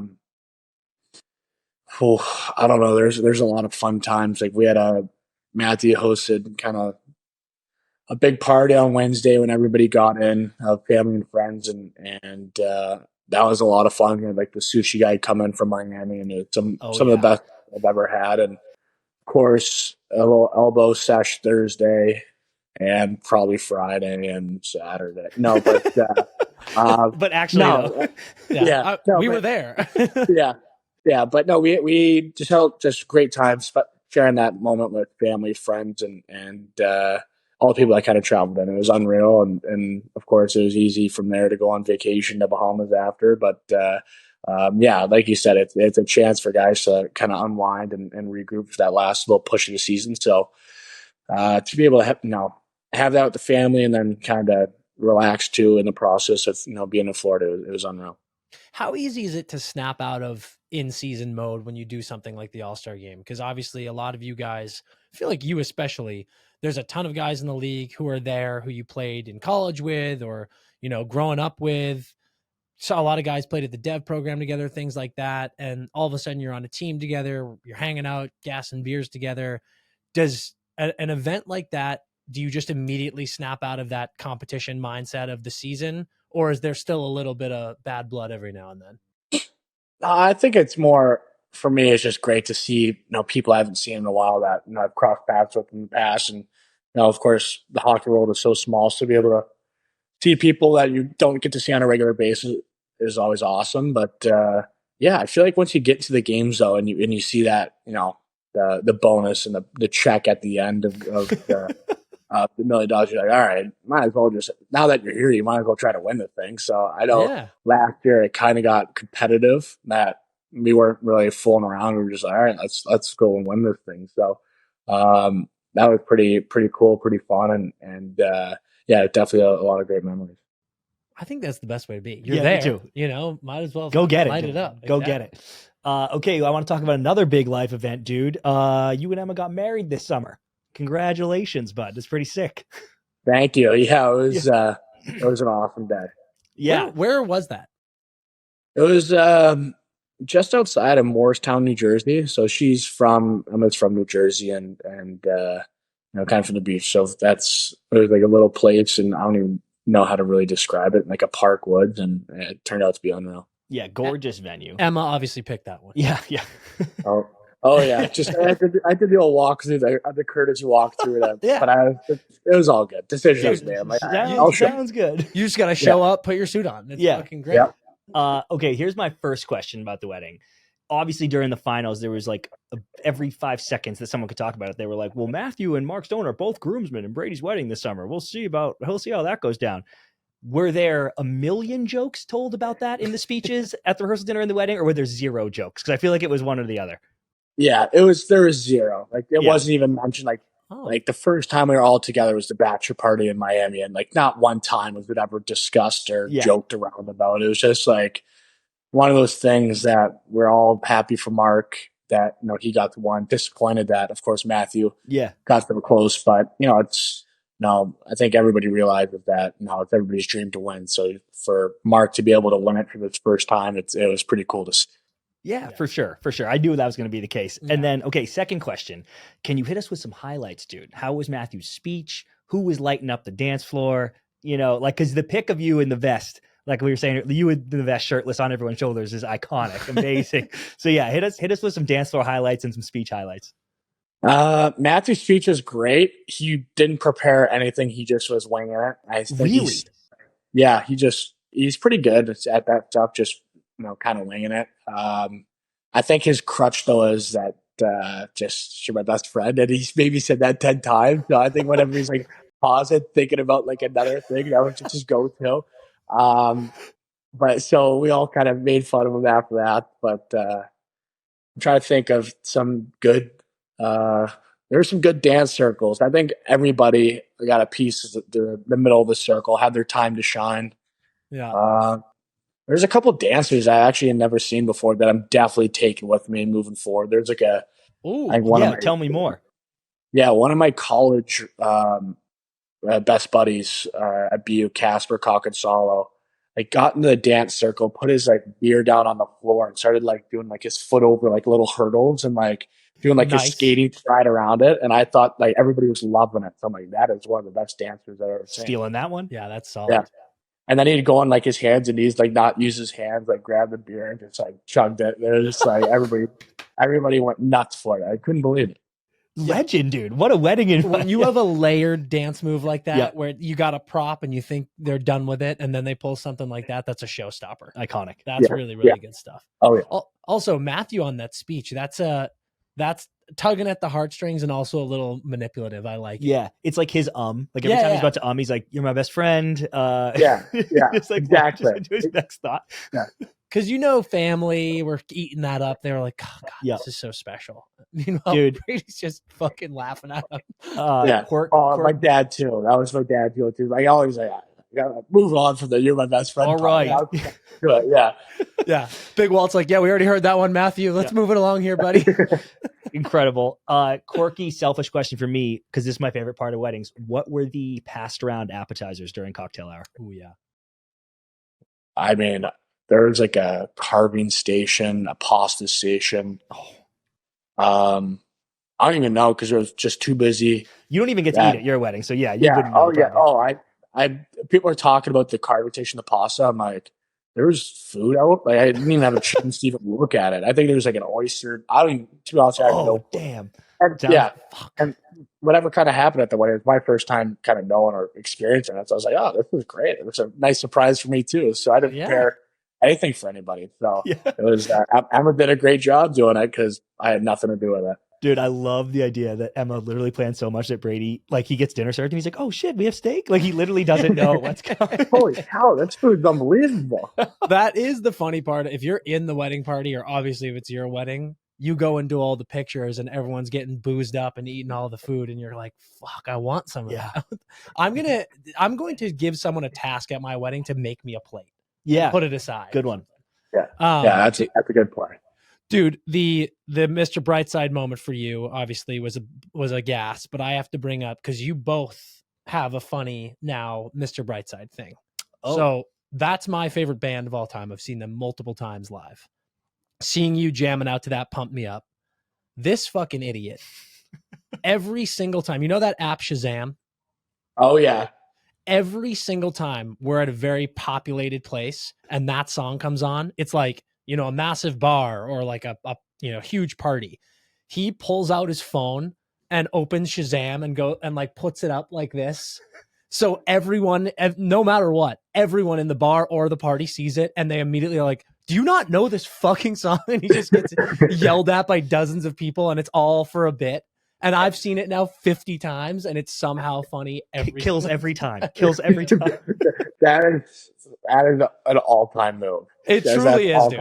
That is all time. I shake my head because I'm like, here we go again. But then it always gets a reaction. And I'm like, yeah, all right. It's timeless. It Keep worked. it up. It worked. Yeah, dude, if it ain't broke. I almost had to retire it though because we were at Coachella this year and these DJs, two friends, played it. And it's like, we're at Coachella. There's like 1 billion people there playing at this massive stage. And I'm like Shazamming it in the Coachella field. And I was like, this might be the peak of this bit forever. It would have been great if one of the DJs like pointed at him and was like, wait, what the hell's going on with this guy? Well, what is he doing out there? Yeah. Dude, so you just got back from Sweden and obviously took care of the Sweden games. 2 huge wins for the boys. What was, you know, not to hit you with another, like what were some of the highlights of that? But, you know, other than the, you know, awesome experience of, you know, being out on the road, awesome place like Sweden, obviously getting 2 huge important wins. What are some of the best moments in a road trip like that with the team and you know, the staff and the coaches and all that? I feel like those things are super important for team bonding and really getting even closer than you guys already are. What are some of the things in a trip like that you can speak to?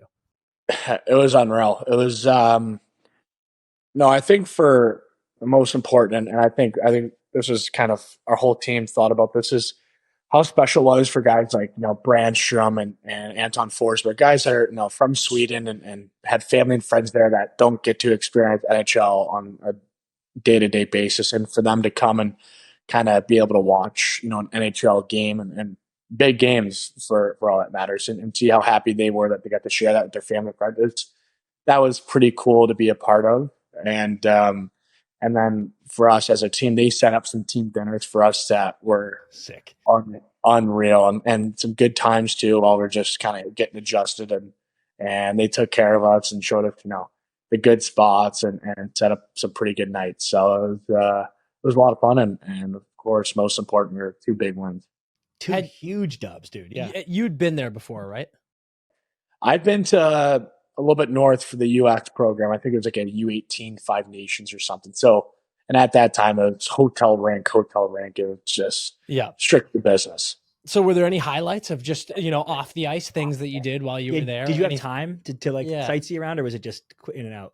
Well, we had time, but I think we're all kind of mangled with the time change. So it's like, I know you're not supposed to nap, but guys are getting 4-hour naps at midday our whole team was up from like 3:30 to 5:30 every morning. But, so we didn't really get adjusted at all to that. But, no, there's some great restaurants they took us to. Like there's a steakhouse that was unreal, that we had a team dinner at. And, it was good. A couple, you know, fun nights that they planned for us. So we had a good time.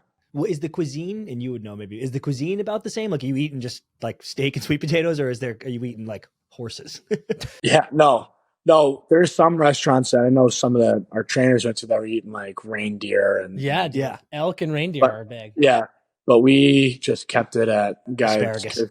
Yeah, guys are asparagus, potatoes, pasta, cookies. No, but no, the guys like pick, and you always have the picky eater, so it was just steak and steak, whatever. Tell me you had meatballs. You know what? I actually never had meatballs on this trip. I couldn't, and I got to the last day. I couldn't believe it. I'm like, I wanted to, but like we're on Saturday. I'm going to play. Like I haven't had a meatball yet tonight. So yeah, I just go to IKEA, I guess, and grab some. There. I mean, listen, they're great. They are. And the Swedes will tell you that. They're like, the meatballs at IKEA are elite. So that's huge. And dude, you're so right. That time change is no joke. Yeah. It is. That'll kick the shit out of you. I'm currently living it. Yeah, Just right. so everyone's clear. But that's awesome, dude. I love that stuff. We were talking in an episode earlier just about how like the team trips like that just are so important for the boys. So that's amazing. Okay, we talked at the top, but I just wanted to talk about the leadership role you're in right now, because we said youngest captain in Senators history, and you got Shabs there who had the A with you too, and Giroux comes in. There's like a leadership core there for sure. But can you just tell us a little bit about the responsibility that you feel of being a captain in this league and what that means, and how because I know your dad instilled some awesome stuff in you, be a good teammate, work hard, things like that. But just talk about what that means to you. Yeah, I mean, of course, G, Shabby, and I think we have a great leadership group. Guys, I feel like each year we're adding more and more to the leadership group, and yeah, we all have one goal, is that we want to win, and want to be able to do whatever it takes to win, and hold each other accountable. But with G and Thomas especially, that some of my closest buddies and I could just talk to them about kind of anything that's on my mind, and they're always there for me, and certain routes we kind of want to go to get our messages across, that we always have each other's back when it comes to that. So no, of course I rely on them heavily, and I know I feel like it's a little generic or hockey, but when I say this, but like everybody can lead in their own way. It's for us on our team. It's not just about like the leadership group needs to be the only leaders on the team. It's everybody. It could your first game, you bring something to the table. You lead by your work ethic and your excitement to be able to just be in the NHL and play. So I'm a firm believer in that everybody on our team has the capability of, speaking up at the right time, being vocal in the locker room, being positive, and of course, leading by example. Yeah. I've always wondered this, dude. Was it stressful at all? Like when you first get named captain and you're 10 years, 15 years younger than some of the guys in the room, is it weird the first time you're like, the boys are like, okay, say something, and you're like, okay, I'm 20. That's what I want to know, Brady, because you're in this really amazing group of people now. It's been really wild to see in the last 20 years. We have this wave of, obviously, Crosby becomes a captain super young, and then Ovi, and then McDavid, and as Chris said in the beginning, youngest captain in Sens history. What was that first year like? Did it, I feel like you've always done such a great job with stuff like leadership, with stuff like team bonding, and you've always carried yourself incredibly professionally, but just behind the closed doors, the stuff that people don't see, what's that vibe like being such a young captain with all of these vets and all of these guys that you go to war with?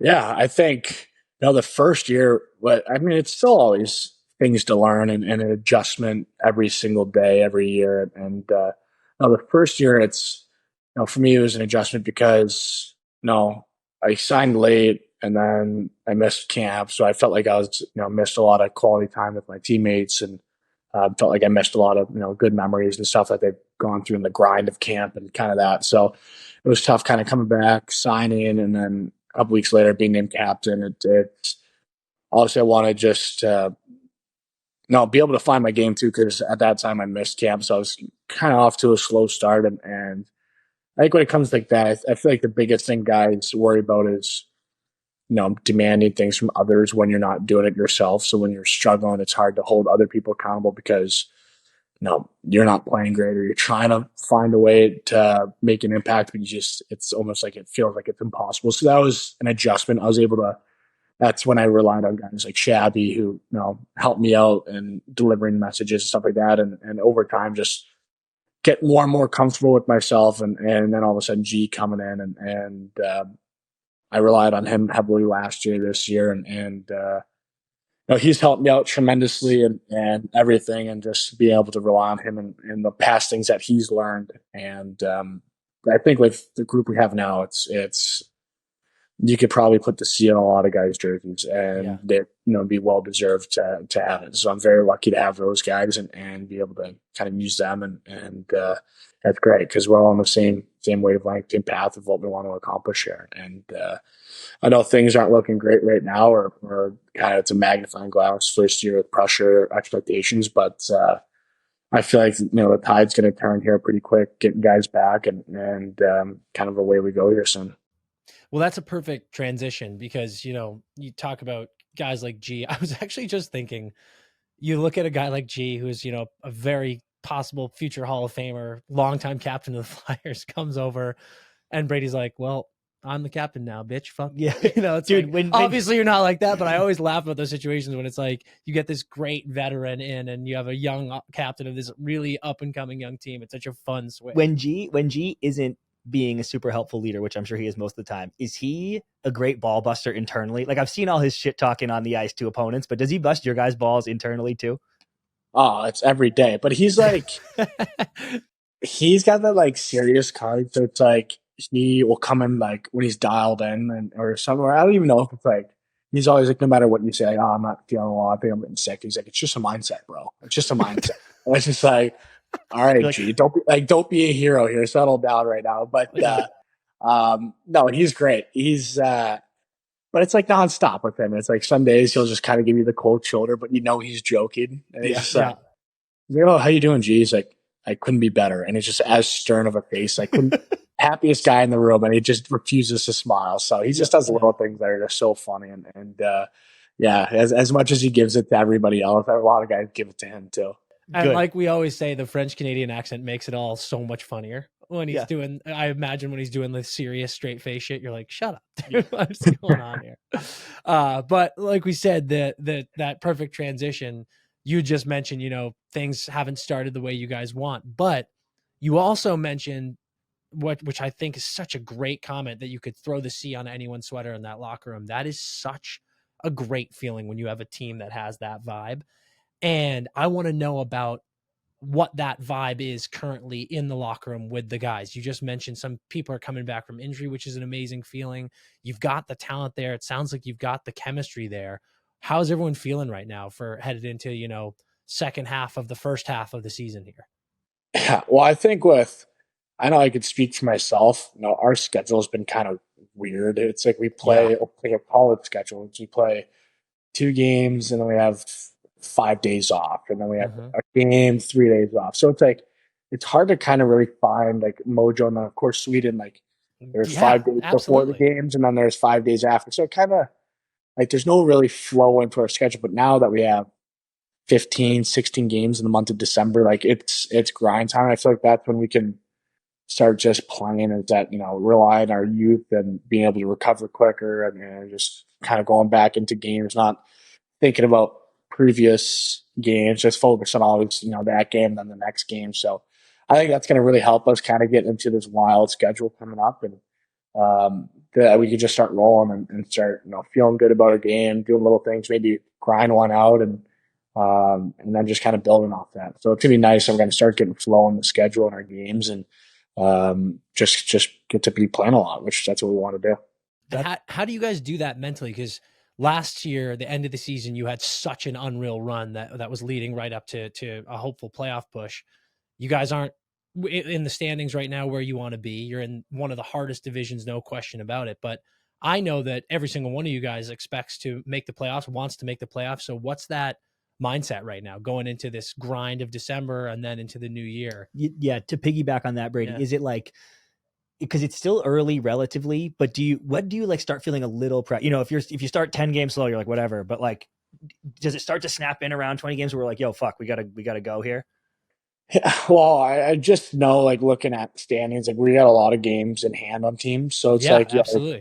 Do the math, like, all right, if you get 3 in a row, then you're like here compared to everybody else. So it's like, we of course are in a weird position. Like, of course we don't like where we're at, but we have a lot of games in hand on teams where that could change when we kind of get closer in games. But I think for us, it's just, we just need to grind one out here and just play simple and just play to our game. Just kind of all be on the same path, same wavelength, and that's what we are. We just want to focus on each game. I know we play Friday, Saturday back to back. I know we probably won't think about Saturday's game until Saturday. So we're going Columbus. That's our full focus, and we just want to focus on what we can do, focus on our game, keeping it simple and all that. So I feel like that's just the message that we've had these 4 days that we haven't played or leading up to that. So it'll be good.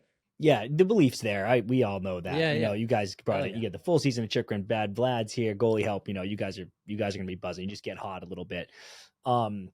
I wanted to ask you this too. Obviously, whenever that was the other day when you were trending about getting some support from the fans and everything, which by the way, not for nothing, but we loved, dude, because the fans are so important and it's so important to get that support. I feel like fans, I never played as high as you, obviously, but you get that juice, from the crowd behind you and everything. So I love that you said something about that. But I was just wondering if you wanted to take this platform to just tell us and our listeners some of your favorite things about playing in the Ottawa market and how intense it is and how awesome it is and things you like about it up there.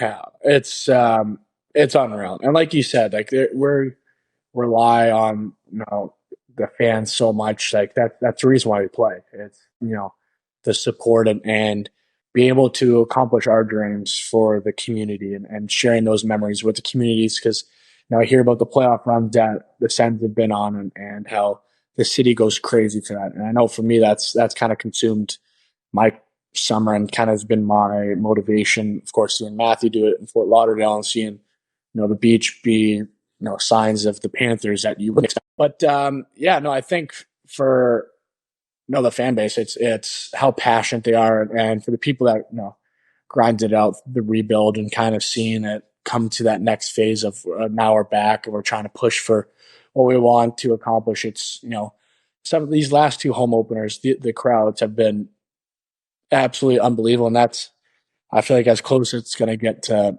what it's going to be in playoffs. And I guess playoffs is a whole different story with the fan base, the whole aura around their team, the city. So that's definitely something that I really, really, really want to accomplish for our team and for our cities to have everybody around on our team. And we're definitely going to need them. We're going to need their support, and we're going to get out of this kind of tough time. And last year's kind of push to playoffs was, you can kind of start seeing it, like the energy of the city, and it's like, okay, like here we go, yes. we're doing it, and like this is going to be unreal. And it was definitely disappointing, and but there's a lot of excitement this year that we just want to kind of take advantage of and get back kind of in the hunt. Yeah, it's sick when I feel like the fans are greedy, because like you're in this rebuild and you're at the next phase and they just want the next phase. But I'm like, good. I like greedy fans because it makes you want to win for them too. And I love you bringing up the playoffs last year, because something that's been funny about this world that we're in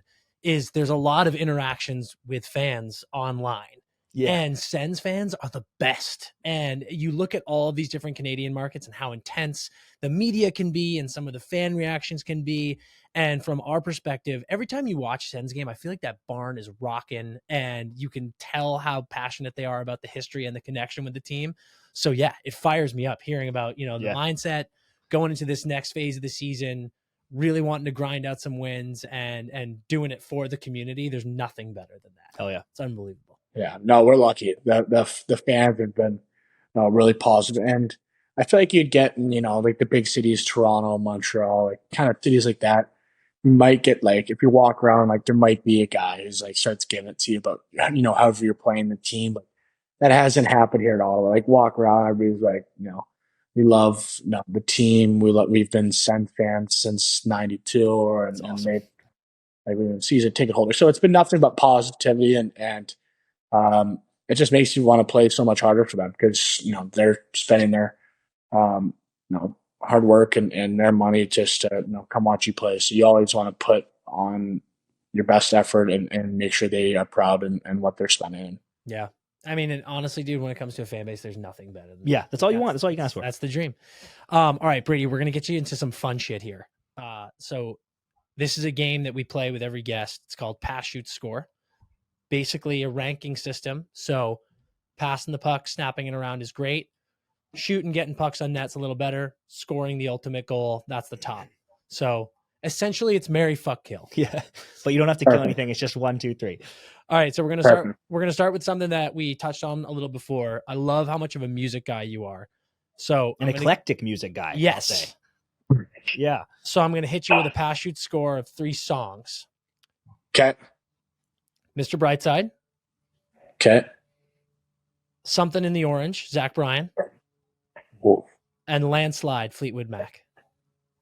Oh boy.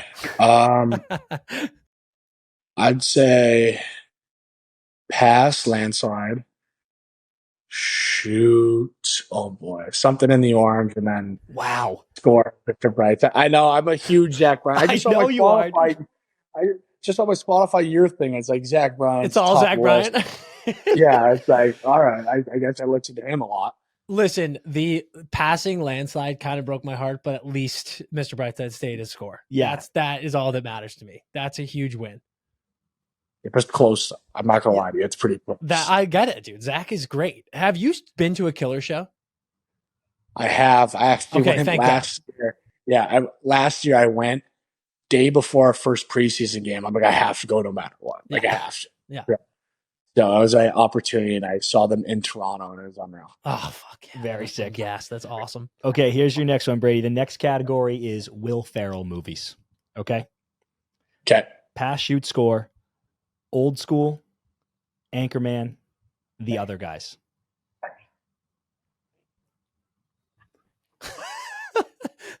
I love seeing the gears turning. Yeah. Paps, Anchorman,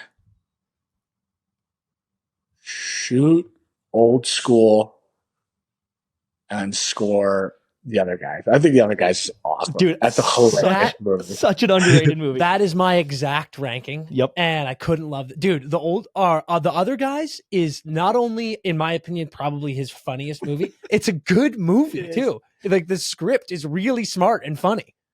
Yeah, it's awesome. I love that movie. I can watch that movie every day. Me too. It's fucking hilarious. Oh God, that pumps me up so much. Dude, and bonus question in this category, which is your favorite Will Ferrell costume? Oh, yeah, that you've right. done? You Because got you did Buddy, you did Talladega, Kicking and Screaming, a semi-pro. Yeah, so what's your favorite Will Ferrell costume you've done? Yeah. Oof. That's a good one. Like, there's some, like, I don't think a lot of people knew the Kicking and Screaming one this year. They're like, oh, what are you? I'm like, I'm Will Ferrell Kicking and Screaming. was I don't think many perfect, people. Awesome movie though. It's a great so movie. good. So good. I don't know. Like, semi-pro is fun because like you just get to wear the short shorts, so it's hilarious. You get the throw, yeah. you just set the standard for the party. Like, all right, we're here to party for the Halloween party. Yeah, I'd probably go with the semi-pro. I had a lot of fun with that one. Yep. And you and Stoner in Talladega was pretty solid though. Yeah, that was killer. Yeah, we were dialed in for that one. Yeah, you guys were. That was sick. Yeah. Are you going to keep the run going? Like, do you have one planned for next year? Yeah. We already got, I think, the next 2 or 3 years planned out, and then go from there. So it's crazy. We already know. So Kicking and Screaming was this year. Yes. Don't ask. I don't want to know yet. No, I don't want to know. All I want to know is Emma ever going to get in on this? Are you guys going to find a couples one that is a Will Ferrell? Did she do Ditka though, or who did Ditka with you? Yeah, she did. Emma did Ditka. Yeah. She's Okay, good. She does the ones like in the movie, like, but it's not ones that like there's not usually like a girl that she's playing. It's just Right. It's just another character. Yeah. So she's just like almost like a throw-in character. I'm not gonna say it on the airwaves because I don't want to spoil it, but I feel like I've got an idea of one that you two Say it after. Yeah, Say it I'll shoot you a message Dude, after. I'm also loving that. Like, yeah, you're probably right. Yeah. You're probably right. I'm also loving every year. Emma's like, so what are we? Throw the ball this year. Yeah. every year Emma's like, what are we? And he's like, Brady's like, okay, so this year you're dressing as Mike Ditka for Halloween. She's like, fucking thanks, dude. Like, sweet. He's like, no, I gotta wear a mustache. It's uncomfortable. I'm like, you just gotta do it. It's Suck it up. Yeah. Do you know how good this is gonna look? Give me a funny. break. So funny. Okay, your next one is comfort zone stuff that yeah, you're in your zone vibe. When are you happiest? Yeah, happiest zone here. Ripping video games, playing a little bit of chill with your Crocs on. Okay, that's high up there. Yeah. Sitting on the couch watching a Game of Thrones marathon. The Crocs is the second one. Oh yeah, sorry. Playing video games is one. Wearing your Crocs is two, and then third is sitting on the couch, Game of Thrones marathon. Cool. Oh man, that's a tough one. Yeah, I'd say those are three very good things. Yeah. I'd say pass is video games. Okay, What? I get it. Score is Game of Thrones, and then, or no, I missed it. Shoot is Game of Thrones score is wearing Crocs. I like still wear Crocs to the rink, and it's like 20 degrees outside. It's just like I'm too lazy to put on shoes, so it's just like Do you, Crocs no matter what. do you have Crocs on right now? Yeah, it's actually. I don't. Oh, that would I have been don't. fucking I don't awesome. right now. Yeah, I don't. How many pairs? I had them on Gorilla. How many pairs do you have? I've got I think 3 here at the house that just kind of rotate going to the rink. I got 1 at the rink for like when I walk around the locker room, and then or 2. 2 of them. Yeah, I got 2 pairs at the rink. And actually, one was gifted from a fan that they got my shoe size and everything, tossed it for a stick. So I was like, perfect. That's a great deal. Yeah, thank you so much. Keep them coming. Yeah. So new color. Dude, my question for you is, once you made it to the National, do you stop playing Chell as much? Like, is it weird playing Chell when you're in it? I definitely stopped playing as much as I did. Like my time at the US program at BU, I was like, I think I could have played in a couple tournaments because it was all the time. But it has like definitely decreased. But sometimes I like just downloading it and just playing like online and like kind of going back and just playing. It's just like I usually download every year game, and then like once in a while when I'm not doing much or I'm kind of sick of other games, but I'll throw it on, play a couple online matches, and kind of go from there. Do you play as you? Well, I play at the Ottawa Senators, and it's all about giving 7 the puck. Fuck it. And that's obvious. Do you tell people online it's you? Like the people that are playing you, are they like, oh, I'm playing Brady? Or are you just like, what's your gamer tag? I need Brady's gamer tag is at the real Brady Tkachuk. At give it to 7. Yeah. It's close. It's not like doesn't say like the actual name, but it's definitely, if people are smart, they could probably figure it out. Yeah. And like they're playing against someone who's playing with the Sens, and literally 7 has the puck at all times. They're like, I think this is Brady Tkachuk. I think he wants some cookies. This might be Brady. Dude, I get that vibe so much. I do that exact same thing with Chell and with FIFA, where I won't play video games at all, but I get the new game every year, and then I'll go through a phase where I play it so much just to get that old feeling back. Yeah. It's real. FIFA Pro Club, awesome. Dude, I know. I started playing that this summer, and like I had a great time. I was striker. I was built with guy massive, just only headers. Yeah. Only headers. It was the best. And then my last, because I'm a huge Thrones guy. Who is give me like top 2 characters in Thrones? Well, that's good. Jon Snow, I like Jon Snow. Tyrion Lannister. Ooh. Tyrion, hilarious. Fuck yeah. Goated. Both goated. Tyrion guy, love that. Okay, Brady, this category is food. Okay. Pass, shoot, score. The Brady Burger at the Canadian Tire Center. A pepperoni pizza at T. Anthony's Pizzeria in Boston. Or the chicken parm at Paul Mano's in St. Louis. Let's go. Oh boy, you guys really know your stuff. Good for you.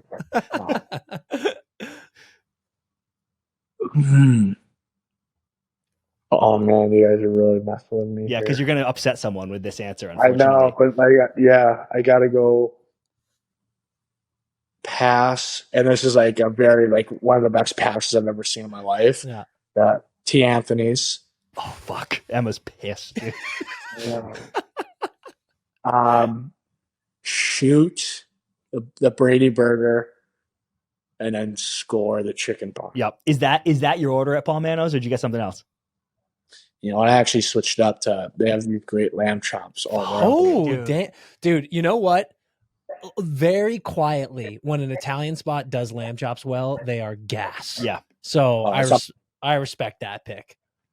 2 follow-ups. One, did I hear that that was your second date with Emma at T. Anthony's, but I heard your first date was at dining hall, but you swiped her in. Is that true? I don't know if I swiped her in. I think she might have swiped She swiped you on date 1. Yeah. So things are good. You knew she was a keeper right away, dude. Free dining hall. Okay. Here we go. You're a good person. So I'm going to definitely appreciate No, but dining hall. It was, I don't even remember what I ate, but the whole place. That's what I did at dining hall. I ate everything in the building. Yeah. Hopefully it was grilled cheese night, because those are the best. What are you putting on the burger? The burger, we got a little bison burger, got a little bacon, cheddar cheese, I just throw a little ketchup on it, and boom, there we go. Yeah. A little Yeah, sweet easy. potato fries, the fries on the Let's side, go. and- Yes. Huge. That's what I'm talking about. And then can you just tell everyone real quick just about the Tkachuk Captains Program at BGC Ottawa where the Brady Burger proceeds go to and everything? Yeah, no, which really, really excited about it. That's something that, Emma and I are really passionate about is kind of being a positive, role model influence for, kind of the next generation of kids growing up and having role models to look up to. And, yeah, it's great. We always love visiting, BGC and seeing all those kids. And I go right to the gym and just play whatever sport that's going on. So it's great that to be able to share that with them. And yeah, the burger is something that's going to be made by the rink with, part of the, the proceeds go to BGC and the great cause and the great work that they do there. So Yeah.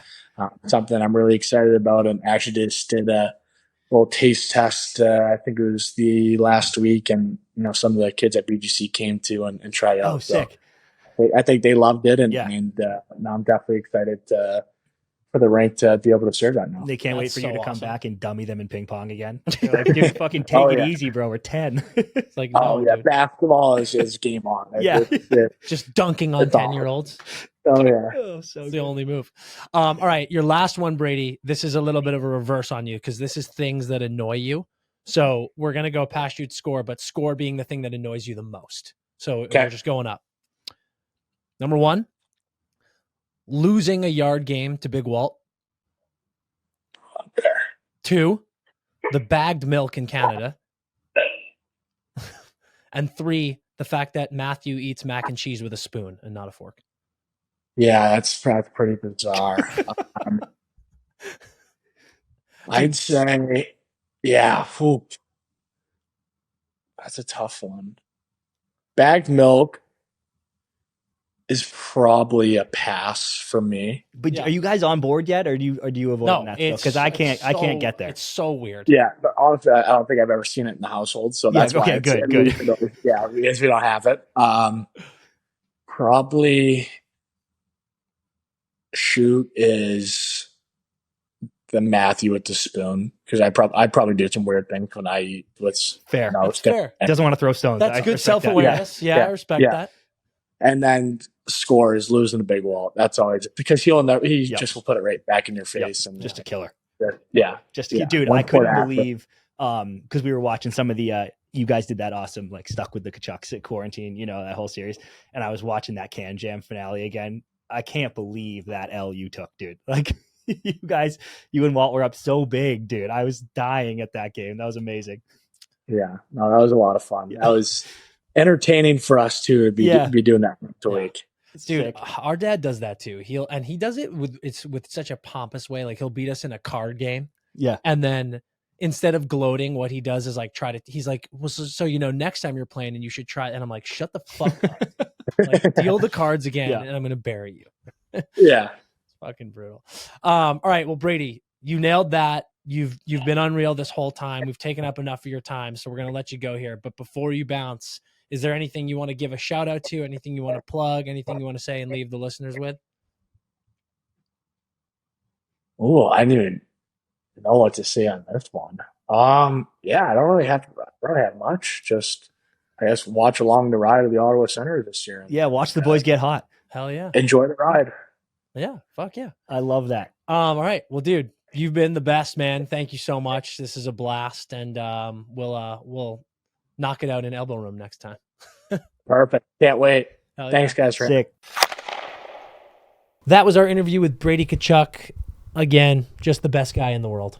I had such a good time. Me too. He's the fucking He's, so many laughs. Sometimes people schedule our guest schedule is like, they got the 30 minutes with us Yeah. and then they're out, dude.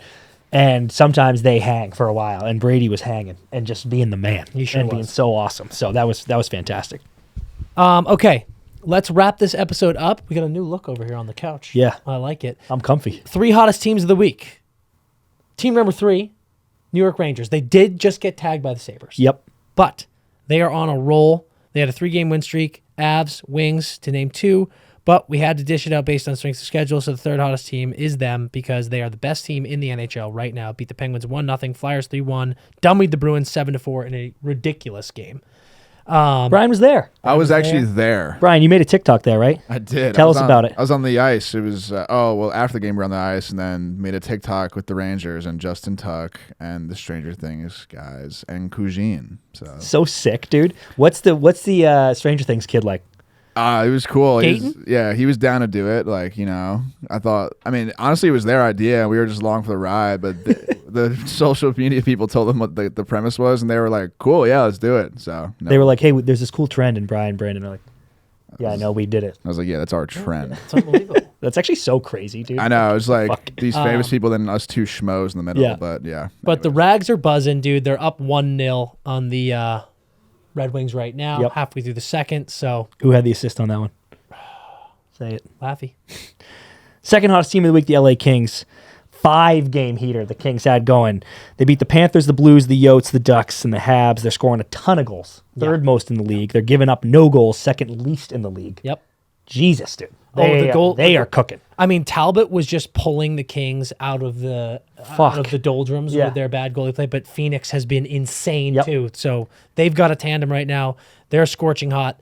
Kevin Fiala has woke up. He is on a fucking huge little streak. Trevor Moore is the hottest player in the NHL playing at a point per game pace. Shout out to our boy. Unbelievable stuff. Now, the number one team in the league is the Smashville Predators, dude. I think it's 6 in a row now, or is it 5? might be. Because they beat Pitt last night, 3-2 in OT. Yeah, then it's I'm pretty 6, sure it's yeah. 6 in a row. Unbelievable. They beat the Hawks, the Avs, beat the Flames, and then hammered the Blues. And then, 3-2 win against the Penguins. Great win against the Jets, too. Yeah, so they're like over 500 now. They're back over 500. They sure are. Predators have really started to find that stride, getting some good play from some of the young guys. Flip Forsberg is really moving right now. That's what if you're the Wild, if you're Ottawa and less so, but if you're Ottawa and the Wild, teams like that, this is exactly what you look at. The Oilers, frankly, but you're like, just catch fire and you're right back in this race. Yep, sure are. Good time to be in Nashville. Yeah. Toff watch. Through 20 games, he's got 11 goals, 8 assists for 19 points, so just off point per game, but he had 2 tucks in the Devils blowout against the Sabres, had an assist last night, and a crazy come from behind win against the Islanders. Toff's doing great. He's right where we want him to be. Unlike the Devils. Huge win, dude. Yeah, we're working on it. We're getting them back, dude. We're working on it. It's Akira's net. Things are looking up. Yep. Okay, FPG's friend of the pod goals. Since we last checked in, because I think we missed a week, maybe. Yep. Can't remember. Or we recorded too quickly at the CCM Hockey House. Shout out CCM. That was fun as hell. Got the sick jersey, by the way. Sure did. Hope everyone can see that. Can you see that in the camera, Bri? It is seeable, yes. God, sick jersey. But Morrissey had 4 goals since then. He's got 11 on the year. Point per game. Stud. Toff had 3. PLD had 1. Dutchie had 2. Chucky Brightlights had 1. And Tucky had 3, bringing our total to 54 goals. Friends of the pod. Honestly, going to need the boys to pick it up a bit. And the good news, Dan, we get all the Brady goals moving forward. Yes, we sure do. So that's going to be exciting. Very good. You have any games to watch? I do. Thursday, Vegas at Canucks. That's fun. Yep. And then Friday, I flagged this one. Sharks at Devils. Not a great game on paper, but the Devils haven't played the Sharks since the Timo trade. That'll be fun. Okay, I got 2. I got a Saturday night game. Caps at Vegas. Caps are way better than people are thinking. Yeah, my God, way better than I thought. They're sitting at 10-6-2. Vegas has had a couple of tough losses here, so I think that's going to be a tilt. And then really my big one, Sunday, Avs at Kings. Yeah, what a game. I'm going to that game 100%. What a game. Just so much talent all over the ice. 2 of the best teams in the West. That game is going to be so fun, so electric. Can't wait for it. So those are your games to watch. Hope you enjoyed that Brady Tkachuk interview. How could you not? Enjoyed this new look, dude? Yeah, the boys are good stuff. lounging. So we are back in action. It's Christmas season. We're buzzing. Get on those frozen ponds, and as always, Skate hard.